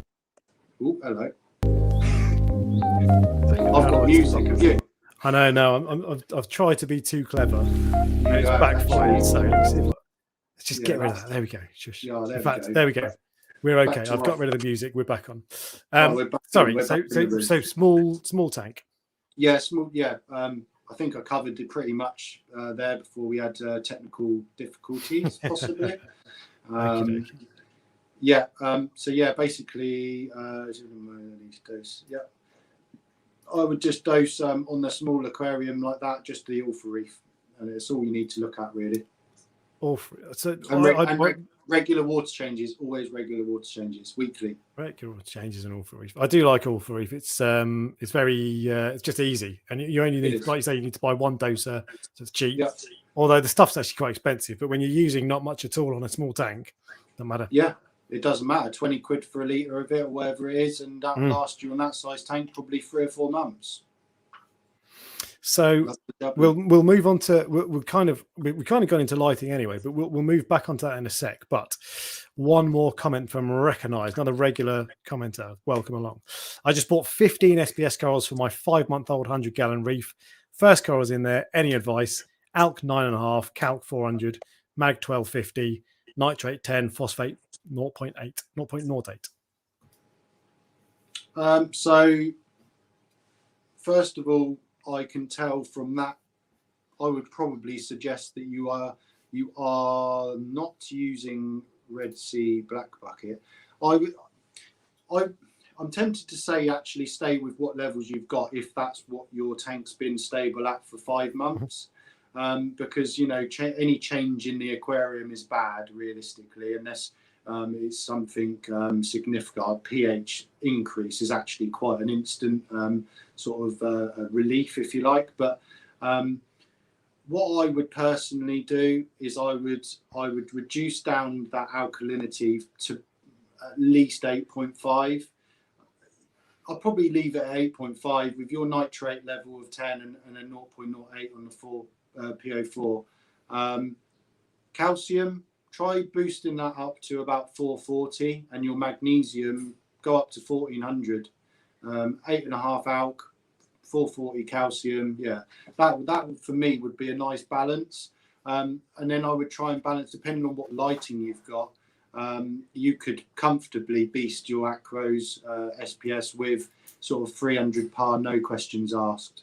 I'd be quite happy advising you to do that. So on par then, let's go back onto that and go over that, because you can get we've established that you can get great colours and great growth with high par. But if you say to most people, just crank your lights up to 450 par, whatever, you're asking for trouble, aren't you? So absolutely. What's a general guide for par levels and what lights you want in terms of LEDs? Realistically, for most people, if you aim to reach an average of between 200 and 250 par, then you will be able to keep pretty much anything that I keep here, with the odd exception of a few Australian acros that really need that intense par. But any of the cultured sort of maricultured pieces generally seem to be cultured deeper in the ocean, and they actually are used to having a bit less light. But also you've got to look at realistically that a lot of the frags that us guys here we do have been cultured in aquarium conditions as well. So I would aim realistically for between 200 and 250. And if you were going to make a change to your lighting schedule, there's 2 ways that I look at things. You can either run I believe Ecotech did quite a good video explaining his daily lighting interval or something. It was something to do with dinoflagellates, funnily enough. But you can either run a very short but intense high par schedule, say of 6 to 8 hours, or you can run a really low par or lower par, say 200 par, but run it for 12 hours. And I've actually experimented with this quite a few times, I'm currently actually doing both at the same time, which is running high par for 12 hours and just seeing what happens more than anything. At the moment, it looks like they're actually handling it very well and getting some very good results. But what I would suggest to anybody and advise to anybody is that if you do any changes, make sure that there is an acclimation of 6 weeks in between changes, of very small changes. A lot of LED lighting have these acclimation modes, and I would suggest sort of 10% increases, monitoring alkalinity consumption, how the corals coloration. If they're going pale, then I would stop at that particular point of the acclimation mode, make a note of it and back off by 5%, and just kind of feel your way in. Not all corals are going to have the same reaction at 250 par as they do at 300 par. So as we talked about earlier, my nemesis, which is one really easy to keep coral, funnily enough, the red dragon. I dare say you've probably got some in your aquarium. I know many people that have. They grow it like weeds. But yeah, the ones that I get are accessed maricultured pieces that come from the wild. I put them into my intense lighting situation, and the first thing they do is they go white and they get very pale, and then they strip. And that is my fault, because I'm trying to cater for lots of different water depth species in 15-inch deep aquarium that's absolutely beasted with blanket light at 300, 400 par. They can't hide away from it. So yeah, kind of went off. So in terms of bumping up, but in terms of bumping up lights, then. So I'm currently in the process of trying to increase my light. I've probably a month or so ago, I decided I wanted to ramp it up a little bit. My evergrows are at full blast, well, 90% anyway, so not much space. And I've put 2 Kessels on and I'm bumping them up. I'm going 5% a week. I'm being conservative because why not? Rather take too long than not long enough. But one of the things I'm going to have a problem with is, so it's mostly SPS with a fair few Zoas. I find Zoas do well in highlight. They don't in my tank anyway. They're not bothered with strong light. But my Acans, I still do have a couple of Acans, and they are not big fans of highlight. Exactly. So there's more or less dead center, just to the left of the middle island. There's a little red Acan. That's not looking too bad, but they retract and they tend to they lose their colors a bit. And I would ideally like them to be shaded by some more SPS corals. But that's one of the things the reason I'm talking about that is because I'm trying to achieve better coloration, but I've got to watch, because I'll be blasting my SPS, but also blasting other things. So some things will start to look good, others don't. So here's a little trick. Ow, I've got cramp in my leg. Sorry. Sorry about that. How unfortunate. One little trick for you when acclimating LPS corals to highlight systems is do an ICP test and check your manganese level. Manganese, not magnesium. Manganese has phenomenal properties for promoting health with LPS corals, and also does actually prove and stop photo inhibition in LPS corals, which may actually just give you that little bit of leeway in be able to just add another 25 to 50 par on that particular Acan area in the middle there. So I was talking with someone about that exact manganese yesterday, actually, and because I've just bought a few gonnies, and they are not going to enjoy my strong light. And so dosing for LPS, if you're adding manganese, assuming your ICP test says you're not too high, that can help them cope with the uber strong light. Absolutely. I'm not saying for all species, but certainly for things like trackies and lobos, that sort of thing, which quite fleshy LPS, and torches for that matter. Okie dokie. So, all right. So that's anything else you want to talk about in terms of lighting? I think that's it pretty much. The one other thing that I will say, so and this is something that I'm a big fan of, is getting a blanket of light as much as anything. For a start, your corals will appreciate it, but as much as anything, I think it looks much better when the entirety of your tank is covered in light, as opposed to just like a single puck in the middle or whatever. Yeah. More importantly, to add to that, is actually if you're lighting the whole coral from multiple directions, and as you notice, my radians, they arch in like this on my system, and that is so that I'm lighting an under like a shaded area. Now, from an sort of aesthetics point of view, more light over more of the coral means more colour. If you've got shaded areas, they tend to be green or brown. If you've got them well lit, you can actually afford to run slightly lower par, but still achieve a really nice rounded sort of coloration all the way around the coral. Funnily enough, having a conversation with Nick, who works for me today, he said about the benefits of having the white sand on the bottom of the aquarium and the light reflecting up and giving you that that sort of underneath. And not to rant on a little bit more, but there was a guy that I used to live near, Lee, his name was, who used to have white acrylic on the bottom of his aquarium, and his strawberry shortcake actually grew down. Oh, really? It was getting that much par, it grew down. The end of it was half of it was going up and half of it was going. It was really bizarre. But yeah, phenomenal results from it. So in that case, and that segues nicely into flow, because so one of the things that I found, and I got no idea if this is true or not, but I find corals often grow towards the flow, which to me is counterintuitive. But so flow in a flow for SPS, then it's often said that it's as important as light, if not more important. So I actually believe it's more important. Yeah. Yeah.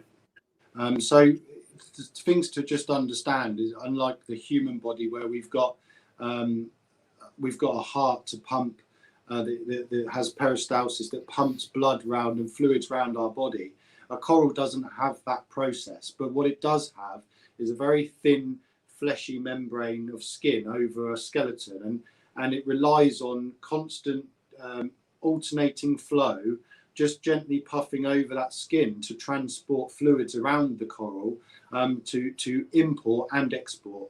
So importing nutrients, etc., and exporting nasty hydrogen and whatever makes them acidic inside. And so having high flow is very important, but it's even more important to make it chaotic and not what's the word for not consistent. Yeah. So for instance, if you had a gyre that was just in a circle, that would be okay for a period of time, but you would find that corals would often strip out on one side, and be really hairy on the the back edge. So you talked about high flow actually. What do you mean by high flow? Often people say, well, what does that mean? Does it mean 35 MP40s, or does it mean 2? What does it mean? How do I know if I've got high flow? There's different ways. To be honest, I think numbers are a load of rubbish. I think by looking in your tank, you can look in there and go, that coral's polyps are noticeably moving. So that has definitely got flow on it. You might look in a corner and go, there's a bit of detritus there. I guess the aim of the game is to make sure that there is no dead spots, or if there is lower flow areas, then add a coral such as a Montipora or something there that would tolerate that low flow area. But yeah, realistically, flow-wise, I mean, there's been various numbers thrown around, like 100 times turnover and all the rest of it.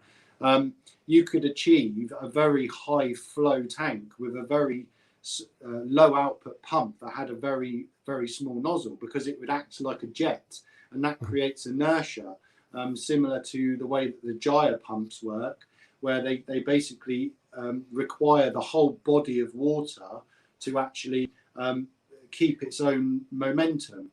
But that's fine for moving bodies of water. But what it's not going to do is it's not going to penetrate, because the water, and I mean penetrate through the rocks and through the corals, because the water always takes the path of least resistance. Mm-hmm. So it would favour to go round that Montipora, the table, or whereas if you had, say, a gyre mixed with one MP10 or an MP40, depending on the glass thickness, you could have that gyre and then a sudden surge which breaks that up, sends off little eddies and riffles of water going off, and you'll be able to see that your corals will be reacting to those little inconsistent bursts of different flow patterns. And it really does make a good difference. Keeping the wave makers nice and clean weekly is one of my biggest jobs here. That makes such a... So my MP40s are generally okay for maintenance, and they're not as bad. I think gyres are notoriously quite bad, but I do find after I clean my MP40 wet sides, it's instantly noticeable, and I do it every 3 months or something because I'm lazy. It's instantly noticeable how much more flow you're getting. And one of the ways I kind of gauge dead spots in my tank is I'll chuck a couple of cubes of frozen food in, and it goes all over the place, fish going crazy. But there are some spots that it kind of flows really slowly. And if that's the case and it's settling, I want more flow in that area. Yeah. And you guarantee that little low flow area is where you'll get a little bit of cyano starting as well. And no cyano in my tank. None of that rubbish. Oh, no. But, no. We've all got cyano. Come on. Yeah. Well, so I had for a while. I don't know, a year in, 6 months in, I had an outbreak of cyano. It took me, 4 months to get rid of it, and I ended up resorting to ChemiClean, and it hasn't come back, to be fair. That is the dark side. But the thing is, so at the time, I didn't have many corals in there. I had a clam that I was a bit nervous about, but it was fine. If I had cyano now, there's no way I'd put ChemiClean in, because it might be okay, but equally it might blitz everything. So I think I'd be a bit more nervous. But there's a question, two questions that flashed up that I'm going to bring up now. First off, recognise. What's your thoughts on Tropic Marin Ulfari for agros? So that has trace elements in it, right? Ulfari, yeah. So Tropic Marin Ulfari, we have touched on that previously for the small 90-litre aquarium. I'm actually, in a roundabout way, kind of using something similar that I make myself here. It's a fantastic way of achieving average water parameters, if that makes sense. Not averages in the quality of it, but I'm saying like average trace elements, and it's absolutely adequate for maintaining a nice stable system as well for your acroporas. And actually, you can afford to be a little bit more lazy on the testing of the calcium and magnesium, because it generally tends to stay in balance for a long period of time. But I would advise testing and adjusting manually your alkalinity every month or so, because you will experience a slight drop in alkalinity as your system, not just your corals, but bacteria in the process of assimilating ammonia also uses KH. But also different animals such as your snails and your coralline algae all use KH at different ratios. So, for argument's sake, we always normally would say alkalinity of 8, calcium of 425, and magnesium 1350. But your coralline algae might use a little bit more KH within that ratio. And also the use of Roaphos in particular, I've found particularly bad, will also precipitate out KH. So over a period of months, you end up with the classic decline in alkalinity, and what normally happens is you seem to experience a spike in calcium and magnesium. But what it is you've balanced your system based on KH, not the total system. So test your water. So actually, that's the point. So this is something you don't discover until you've been in the hobby for a couple of years. But Roaphos and GFO, if you change a fair amount, it does strip out your alk. Oh, it's whatever nasty. reason. It has some nasty effects on your tank. Like Yeah. pH crashes, KH crashes. If you use it in big amounts, put it this way, if I had to put the recommended amount in for my level of phosphates to bring 3,000 litres down to an acceptable level, I would be very low on alkalinity. Let's put it that way. And another random question, and I suspect the answer is don't do it. Che wants to know if he should get an Atlantic pygmy octopus. They are escape artists, from what I understand. This is what they look like. I've never ever seen one of those, and it looks very cool. Me neither. It does. That is cool.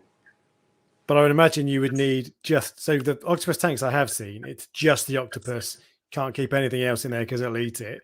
And they are mega escape. They can escape from anything.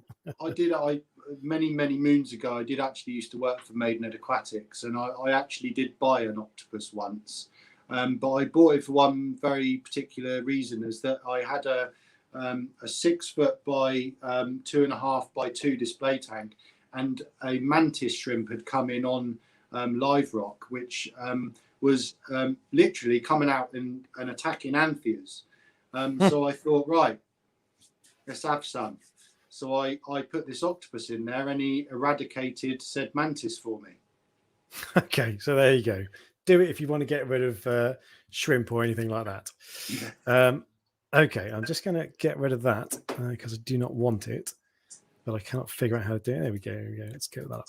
Okay, so and there's one last question actually that we'll look up. Roll bar, alpha reef unnecessary for soft corals. That is not true. So alpha reef is perfect for any aquarium, to be honest. Because the trace elements and alkalinity, calcium, magnesium are all in balance, regardless of your demand or need to dose, whatever dosage you start at, that is going to be all in balance and do very, very good. Soft corals in particular are very hungry for elements like iron, iodine, and generally speaking, any of the faster growing species of corals in general need lots of iodine.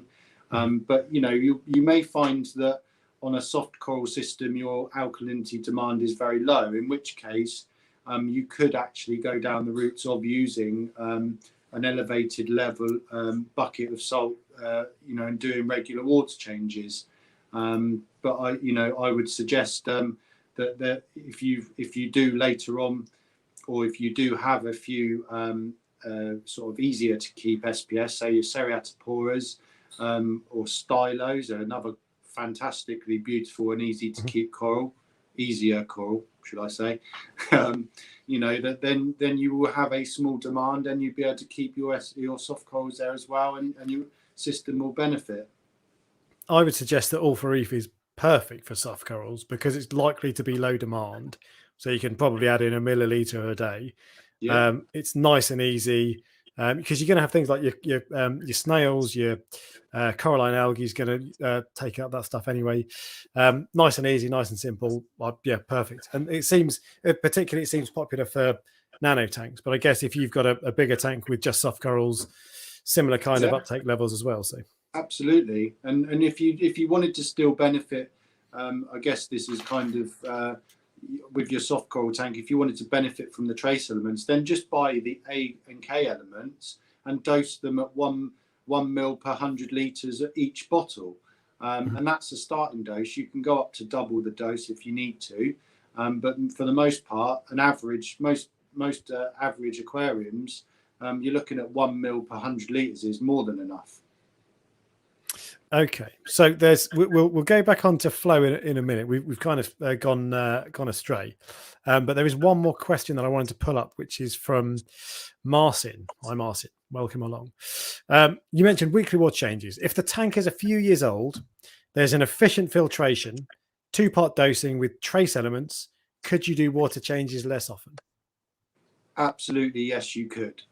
Okay. And I actually successfully run multiple aquariums on very, very minimal maintenance, mainly because of time restraints, to be honest. But over the years, I have done maintenance and consultations for many customers, and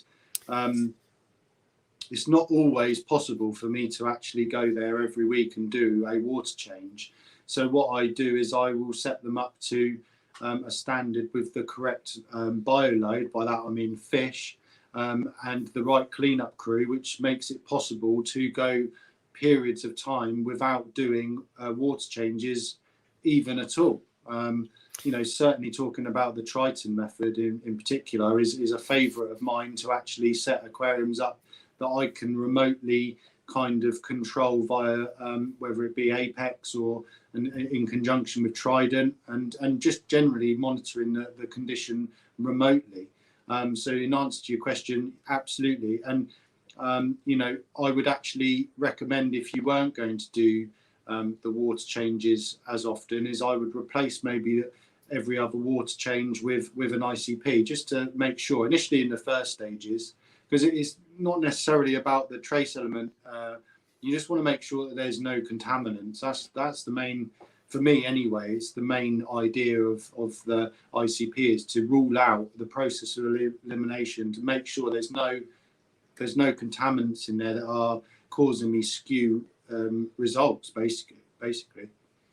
So I was going to say that what he is effectively describing is Triton method. Literally, yeah. Without the ICP test and efficient filtration, I think they encourage a large algae bed, but same thing. Is that not ATI as well? I don't know much about it. So it is. ATI Essentials in theory is the same. I run ATI Essentials, but I do water changes. Yeah.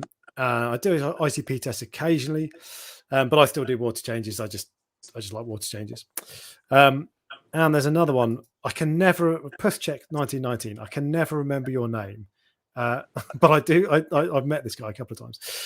What do you use instead of Rofos to keep phosphate stable? So keeping phosphate stable is possibly one of the hardest things to do, but also one of the most important. There's many ways to go out. If you're not happy using Rofos, whether you're implying the actual brand itself or whether you're talking about GFO. in sort of in completely, there are alternatives. So you could use what's the CChem one? Is the Phosguard, which is an aluminium oxide. So it's a lot less aggressive, but it also I find it depletes very quick. It's probably because my phosphates are too high, to be honest. But yeah, I mean, you could use that, and also you can use very, very lightly and kind of precisely. You can use lanthanum chloride. Oh, there we go. Lanthanum chloride, yeah. Which so lanthanum then. So my view is that Rofos is probably the best way. Change it every week, little and often, but it's just a pain in the backside. I can't be asked. Lanthanum I used recently to knock it down from very high to a manageable level where I can switch over to something else. What with lanthanum though? That is that. Do you see that as a long term? Keep everything nailed at 0.5 or 0.95, or is it an occasional thing?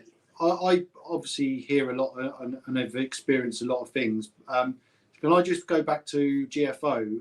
The pros and cons of using it and not using it.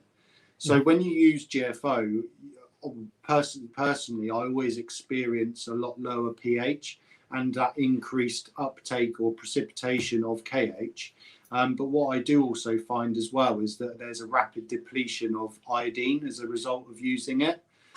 So there is actually a benefit if you were to use and base your phosphate removal on something like lanthanum chloride. I'm not 100% clued up on how lanthanum chloride works. I'm not sure if it binds it and precipitates it with calcium and so it would bring down your calcium or alkalinity. I'm not sure 100%, but I have used it and I did actually have quite good results with it by putting it on a dosing pump and actually feeding it directly into a Clara C5000. Long-term effects, to be honest with you, I did an ICP. It came up with lanthanum off the scale, and I got scared. I wasn't sure of the result or the issues with lanthanum chloride on my corals, but I was fully aware that the use of lanthanum chloride in high levels is bad for zebrasoma tangs, and I had those, so I bailed out. I was like, I'm done. Yeah. So that's basically that's what put me off. I think with the what it's bad for fish is because it crystallizes into, it's called flocculent. Yeah, and it crystallizes into this white stuff. And I think that if the fish, my understanding just from reading, if the fish eat that, it's not good for them, basically. Okay, yeah. Did you also get like a white haze on your glass? No, I dosed it into a filter roller, an automatic filter roller. Or it was so that and a skimmer, one or the other. And I think that's probably removed most of it. I never saw white on the glass though. Yeah, it doesn't. You know, there's certain brands out there that say dose it directly into the skimmer. You know, you chose the roller filter, but I have also seen people use it and complain of using or having a white film appearing on the glass, which is, again, it's just a precipitant, isn't it? Yeah. So there's a comment again from HCB Chemistry. You're outing me. Ooh. Gravel back the sound bed and you will not have those problems. Most sound beds are like a dirty, like used underwear. It's a nice way of looking at it. So I haven't once in 3.5 years vacuumed my sound bed. And rightly so. I am actually a massive advocate of not gravel siphoning your sand bed in most cases. Going back a few years, it was kind of the norm to have like a deep sand bed, and if you disrupted those, in fact, even if Mr. Baldwin is actually my old college lecturer from Sparshot, if he's listening, he'd probably be cringing now, but I strictly or strongly remember us making a plenum system where you had a void of stagnant water underneath your substrate. So there was actually a void of just water, and it was just a hydrogen bomb. It was nasty. It would cause a wipeout. And as an advocate, because of that, it was drummed into me not to disturb the deep sand bed because you would release these toxic gases. But on a more life-like, if you no, that's not right either. On a more sort of day-to-day sort of tank, the reason why I would advise not disturbing your sand bed is basically purely and simply because there's different layers of bacteria depending on how deep through your sand is, how deep your sand bed is. Now, if you say, for instance, you've got a 3-inch sand bed, which is not going to happen normally in most cases, the first inch will be aerobic bacteria, which is breaking down ammonia and nitrite into nitrate. And as you go down lower, you are approaching an anaerobic level where there is not enough oxygen. And so the bacteria chooses to break down nitrates and to use the oxygen from breaking apart the NO3. And as a result, you get that hydrogen gas has to go somewhere. So it either builds up as a gas pocket or it expels up. Now, what normally happens is your tank will be kind of on a nice, plain, even keel and everything's all nice and stable. And the classic is I'll get a phone call. I've just gravel vacked my tank and a couple of weeks ago, and now my nitrates are 50. And it's because that sand bed was doing actually more than what you thought it was. And you disrupted that layer. So if I were to do that to mine, and to be honest, I've just got rock everywhere and corals everywhere, so I probably couldn't even do it. If I were to do that to mine, because I've not done it ever, I think it would be a bad thing. But if you start from the word go and do little patches, that feels like you'd avoid that problem because you're not letting it build up and doing a massive change. Combination of two things. One, yes, if you do it weekly from day dot, then you will. You won't experience that sudden change, but also secondly, if you stick to the rule of not going any more over an inch of sand, you won't actually run into those problems anyway.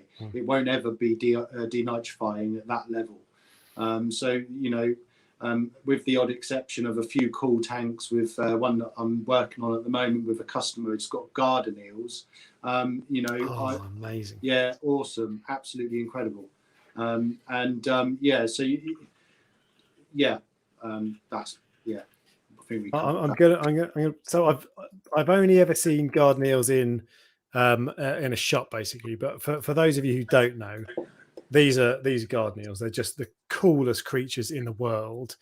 They're like 18 inches long. I think they're quite big, and they do need a big sound bed. But they're just literally they're so cool. rapid. Like they will Yeah.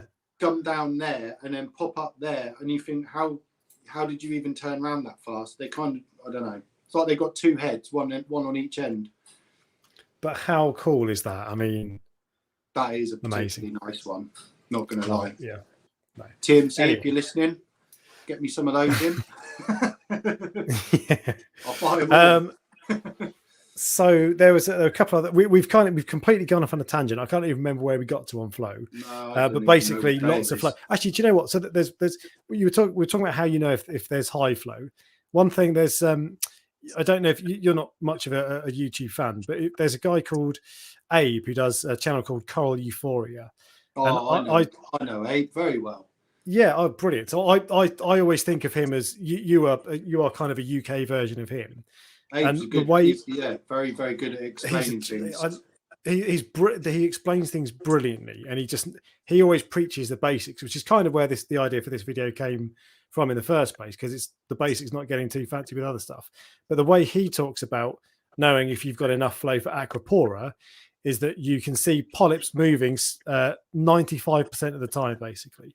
Yeah, that's very, very good. And actually, what you say about him, me being the sort of UK equivalent, I would kind of back that up and say that actually I am the equivalent, but he's the one that can actually sort of explain things properly, because things in my head, they're going around a million miles an hour and it comes out like a little bit here, a little bit there. So I do apologise if anyone hasn't caught up. If you want to message me, you know, I will explain. It's sometimes easier for me to type things down. That's one thing. I've not plugged your shop properly. So you run the Ocean Project, which is in Dorset. I think it's fair to say it is the best marine aquatic shop in the entirety of Wimborne, which is a village of about 5 miles. Yeah, I don't know even where Wimborne starts or ends, because it seems like the whole of Dorset is Wimborne when I'm driving around. Oh, really? It's like, I'm always on Wimborne Road. So it's a relatively new shop, but you're down in Dorset on the southwest of England, southwest just about, I think. Yeah, we are southwest. Yeah, literally 10 minutes from Bournemouth Pier. There you go. So go and check it out, unless you live in the States, in which case go to Worldwide Corals. Yes. So also, this is yeah. Joe Hammond has a question about tester frags. They keep stripping. Most recently, Seriatopora caliendrum.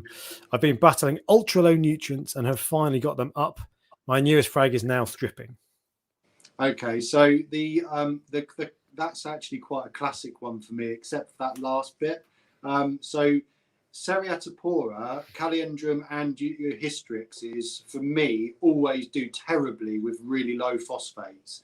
They can handle low nitrates or high nitrates, high phosphates, but they really don't like low phosphates. So I would always recommend at least 0.04 for those, because they are quite a fast growing coral. So if you think about what I said earlier about the need for phosphates and trace elements like iodine for fast growing corals, they're a classic example. They can grow, you know, a centimetre a week type jobby, really fast.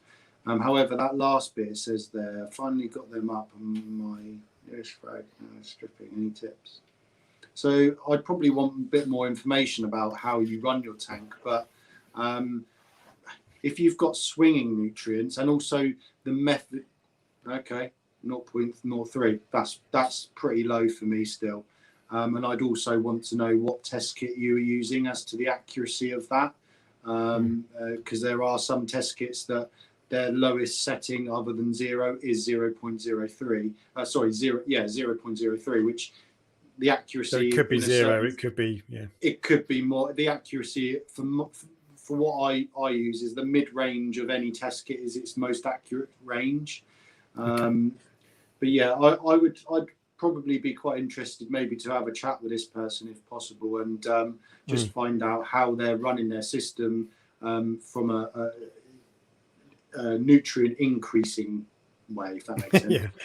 If you bung a load more fishing. if you had no phosphates and you just bunged that in wherever it is, which is exactly what he's doing. There we go. Then we're talking about a different thing, because I'm not sure about this one. Christ, where is the camera? There it is. I'm not sure about this one, but I'm pretty sure that is sodium nitrate, not potassium nitrate. I think it's sodium. I had that confirmed last week. Yeah. Oh, you did. So yeah, that's good. Well, do you know what that one is then? No, it's phosphate. Sodium phosphate. Don't know. So sodium is actually quite bad for your aquarium if it goes in higher levels. And if you've just been kind of like giving it the big one and putting it in there, then I would suggest that the addition of that extra sodium is making your salinity a little bit, potentially a little bit wonky. And it could just be a general shock to the system. So in that case, because I'm dosing nitrate at the moment currently on both my tanks, so only recently on this main one, I want to get off it. And it's only going to be another month or so, and I'll be sorted. But with this guy Joe Hammond, then, what's the best way to do that? Turn your refugium down to fewer hours, turn your skimmer off, add more food, add more fish. What? Personally, I would choose very carefully what types of food that I'd be feeding to the fish. Assuming, let's say, based on the size of aquarium, maybe a 3-foot aquarium. If I was at the stage where I was still introducing fish, then I would perhaps try and speed up the process of adding more fish over a quicker period of time. And by doing that, I mean maybe adding a shoaling fish. And you know how much I enjoy my damselfish for various different reasons. Number one is that they are a constant supply of nutrition for my corals. A byproduct of that is that they look nice, and they also will eat some pests. So, that's a good thing for me. But on most people's aquariums, just feeding a bit more needs a bit more explaining. If you've got low phosphates, try feeding a little bit more pellet foods. And pay attention to the ingredients, and you're looking for ones that contain a fair amount of ash. And that will actually increase your phosphates. On the other side, if you want to increase more nutrients on your nitrate levels, try PE mysis. End of story. That's so greasy stuff. Protein and oil and fatty acids in it. That stuff is golden, and it really does help your corals grow as well, to be honest. All those fatty acids and lipids is really, really good for your corals. Indeed, and you can get lipid. There's a lipid. It's like a little dosing stuff you can add to it. I can't remember what it's called anyway. It like stains anything it touches.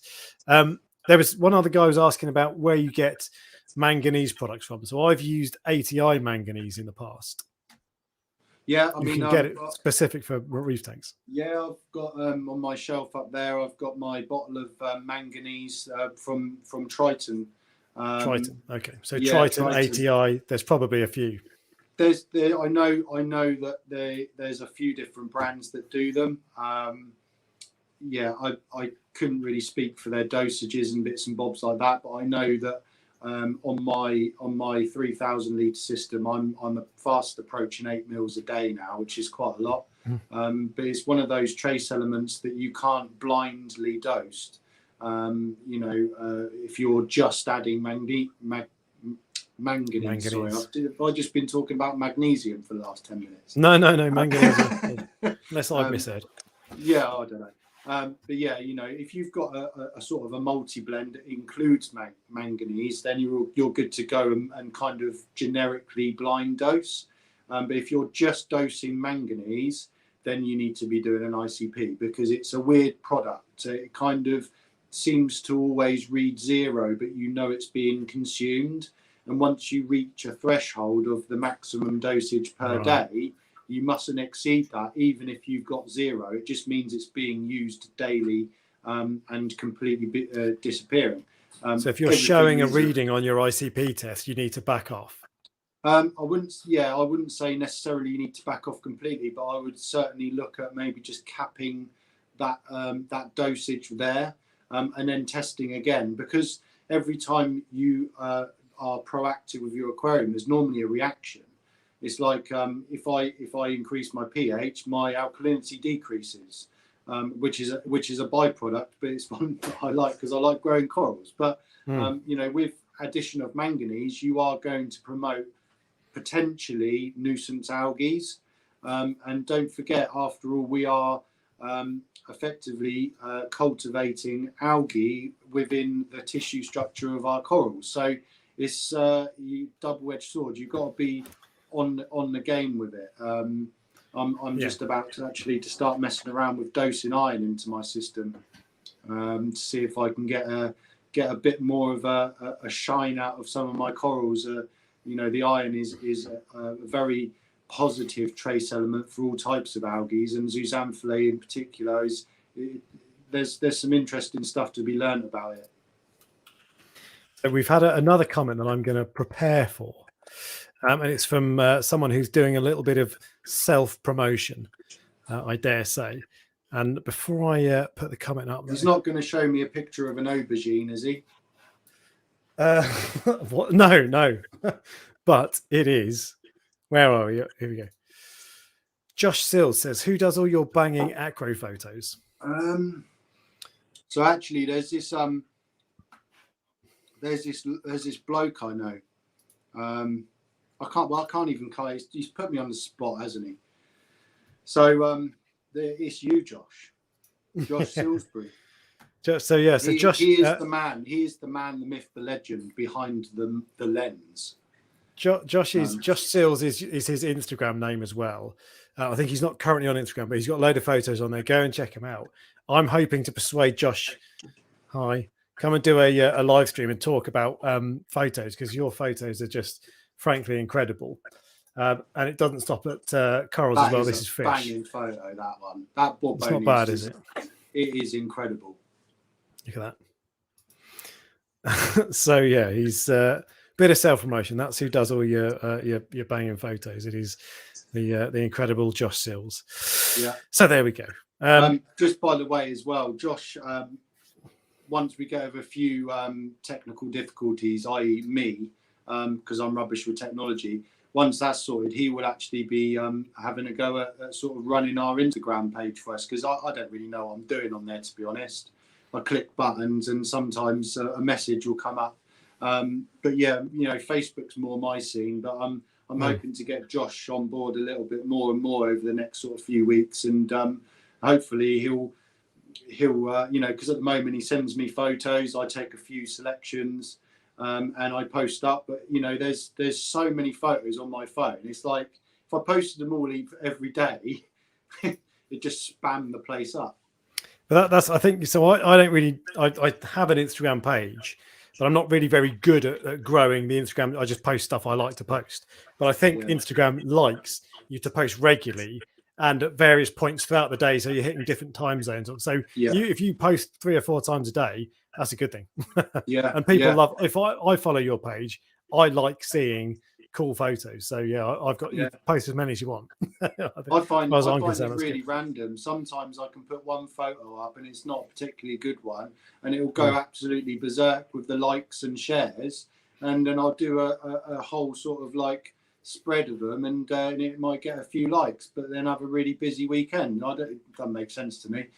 To be honest, the whole social media thing is fantastic, but also mind-boggling to me. Yeah, indeed. And I'm just going to reply to a comment on the stream, figuring it out. So what was I going to say? So okay, so we've got we've done Instagram. And we've done. To be honest, we got to the point with flow where I don't know. I think we established that you want a lot of flow. We're still talking about flow. I think we're done with that. What I'm going to do is say that we've been on for 2 hours and 9 minutes. Yeah. How many people have we got looking? I can't even see any of this. We have 97 currently watching, and it was a peak of around the 100 mark, which is pretty good going. I suspect it's because people want to see our handsome faces. So so there you go. It's pure. This is just like you go on and you flick through like Men's Health magazines to see six packs. That's what you're getting. Okay. Yeah. So I'm going to suggest we wrap it up a little bit, but there's a couple of last comments. I think this guy's name is Ian. Thank you for the comment. When's the next live stream? Don't know. I want to do these every week, but I've run out of time, and even so, the last one I didn't prepare enough, and I forgot all the things I wanted to say. So I want to do them as often as I can, but it just takes so much time. So probably once a month, we'll see. There was another comment though. PE on some of my millies is minimal. I've ruled out pests and water parameters are spot on. Is lighting the issue? Adjust par photo period. Polyp extension on milliporas. Okay, so first of all, how have you ruled out that pests aren't a problem? Not talking about like the big nasty ones. I'm talking about potentially something that you're not seeing. And one that seems to be out of control at the moment is vermitid snails. They've got the little calcium sort of spikes coming out, like little hypodermic needles, and they will actually create like a little fisherman's net of mucus, which traps particulates, which it then like reels back into its mouth. If that vermitid web, if you want to call it, touches a millie or any of the corals, it will actually cause irritation and cause it to have low polyp extension. And a vermitid snail, that's quite a good one. That's a good photo of one there. If a vermitid snail isn't within your category of being a pest, then I would urge you to look into it further. There are various different ways of eradicating them, from super gluing over them if they're the big ones, if they big long tubes that grows in amongst, say, a frog spawn or a hammer colony, or the other way, which I've been experimenting with recently, is using various, let's say, prescribed medications, which I've actually got a very handy vet that's on side that looks after us, and there are potentially treatments for this sort of thing. Don't know whether I'll be able to sell it to you, but there are ways of getting around, and if you need sort of like references and stuff like that you can go down those avenues. Other than that, if you've ruled out any of those types of pests, again, I would be looking at pH for polyp extension, especially on the millies.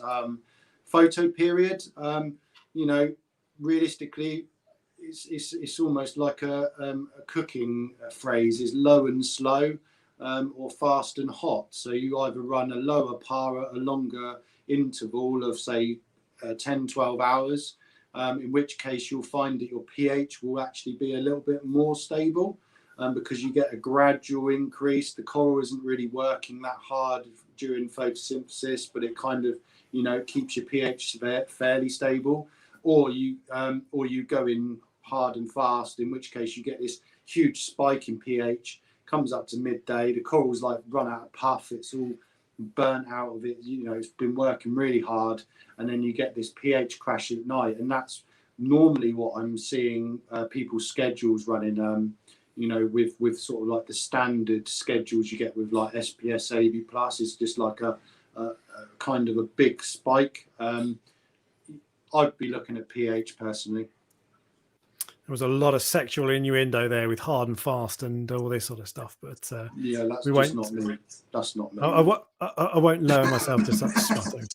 I wouldn't have done that. Although I did manage to get aubergine, the word aubergine in here. You did indeed, yeah. Shaun, are you on Twice, Ultimate in Reef? fact. Yeah, I actually am, or at least was on Ultimate Reef a long time ago. And to be honest, I haven't been on there that long that I actually would not even know what my profile kind of looks like anymore. But it was called I think it of course it was Shaun Bungle. Shaun Bungle.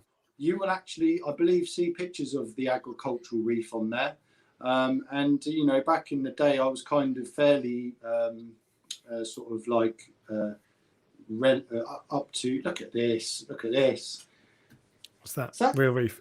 Jay's Real Reef UK. Oh, it's not. It's not. Oh Real yeah, Reef. no. It's not. Oh, No, it's this Jay, one. he's another YouTuber. It's nothing to do with Real Reef Rock. Oh, okay. Oh, that's. I think I've. Have I met this guy before?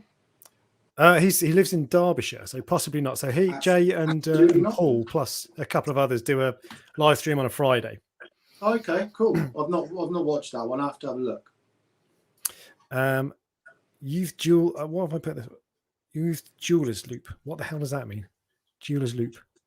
Jeweler's loop. I don't know. He does have vermitids anyway. This was the polyp extension. Okay. So he's not a sponsor on Ultimate Reef. Oh yeah. Oh, not allowed to mention non-sponsors. Yeah, that's true. Yeah, I did hear about that. Yeah, it's just every time. Well, anyway, never mind. Yeah, Ultimate Reef is another matter, but you are on Ultimate Reef, but you don't go on it very often.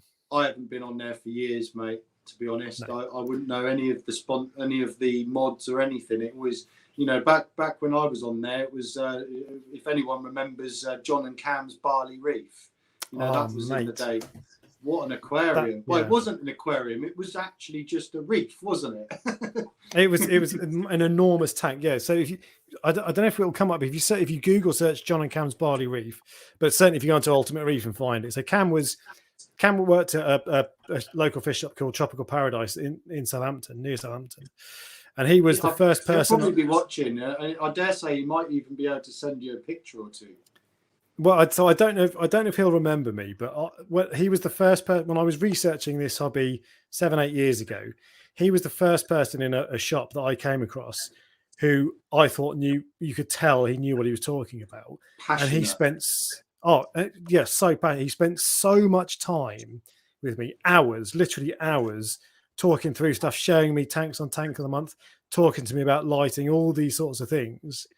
And he was a really inspirational guy, and I've got a lot of time for him. And he's got a new tank as well. He's got some funny black bugs, acropora black bugs. Have you seen? Yeah, he's having a few issues. He's struggling with them. To be fair, I could actually show you a picture of his tank. It's absolutely mind blowing. Again, like one thing that I kind of want to sort of drum into you maybe is, you know, corals don't have to be named and expensive to be beautiful. Cam's tank he's got is absolutely mind blowing, and he's got Seriatopora caliendrum, bird's nest, the hystrix, red digi, green digi. He's got purple stylo. All these corals you can buy for £10, and they'll grow out into a huge colony in a year and will look like the reef. And that's ultimately what we want, isn't it? It is. So Seriatopora caliendrum is the only problem that I have with it is it grows too quickly. But it is as a beginner coral, and even in a tank full of acropora, and I'm scrolling through my Instagram page to bring up a picture of it, so for reference, it is my favorite beginner coral. The green that it glows like this toxic green. It's stunning coral. You got the Aussie green one, didn't you? Correct. Yeah, that's the one. And I think if I'm not mistaken, I believe, and I would have to actually have a proper conversation, but I actually think that came from my tank. Well, this was I got it from AAC back in the day. Then it definitely did not. But it's such an amazing coral. I absolutely love it. Yeah, and there's the Aussie one. Yeah. There's nothing wrong with it at all.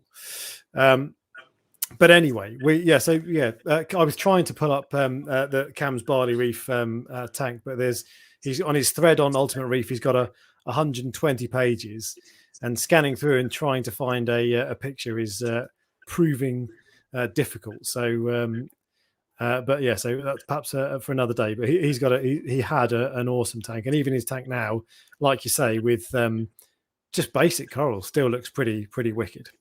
It's awesome. In fact, here we go. So these are all kind of top down, and you can't really see, but that's a shark Port just Jackson hanging out. Port Jackson. And this is probably a better photo because it shows kind of, you can get a rough idea of sort of the aquascape and the size of this place as well, the size of this thing. Have you mentioned that this tank was almost exclusively naturally sunlit? No, I did not know that. Yeah, so it was built in a garden, like a conservatory, but in the garden, and it was built purposely for this aquarium, and it would use natural sunlight for most of the time, and then you guessed it, metal halides for the rest of the year. 1 second, my headphones are just dying, so I'm going to plug myself back in. You're a halides fan, of course, aren't you? Yes, absolutely. Yeah. In fact, they're about 3 foot to my left in this cupboard here. Happy days. Now this is going to get confusing because my Bluetooth headphones are still connected. So I think this is technology's way of telling me that we should wrap this up. I agree with that. So we're going to do. I needed the toilet for the last hour. Okay, well there you go. Thanks for your dedication, Valhalla. Thank you very much. That's very kind of you. So, Shaun, thank you ever so much for coming on. It's been a pleasure having you on. All I can do is apologise again for my erraticness. Like, my brain doesn't work the same as everyone else's, unfortunately. Well, all that means is that we'll have to get you on again, and we'll have to talk about anything and everything, and maybe we just do a Q&A. We just talk about kind of whatever comes in. I actually really enjoy the questions coming in. I actually thought there was going to be some joke questions coming in from people, but no. I managed to avoid that. Do you know, so one of the things I find is that people on YouTube, social media gets a bad rep, and so does YouTube. In this hobby, my experience is everybody is just so nice and so friendly. And it's just, it's the sort of thing you can stop and talk to someone. You see someone in a shop, talk to them for half an hour, and you've got something in common straight away.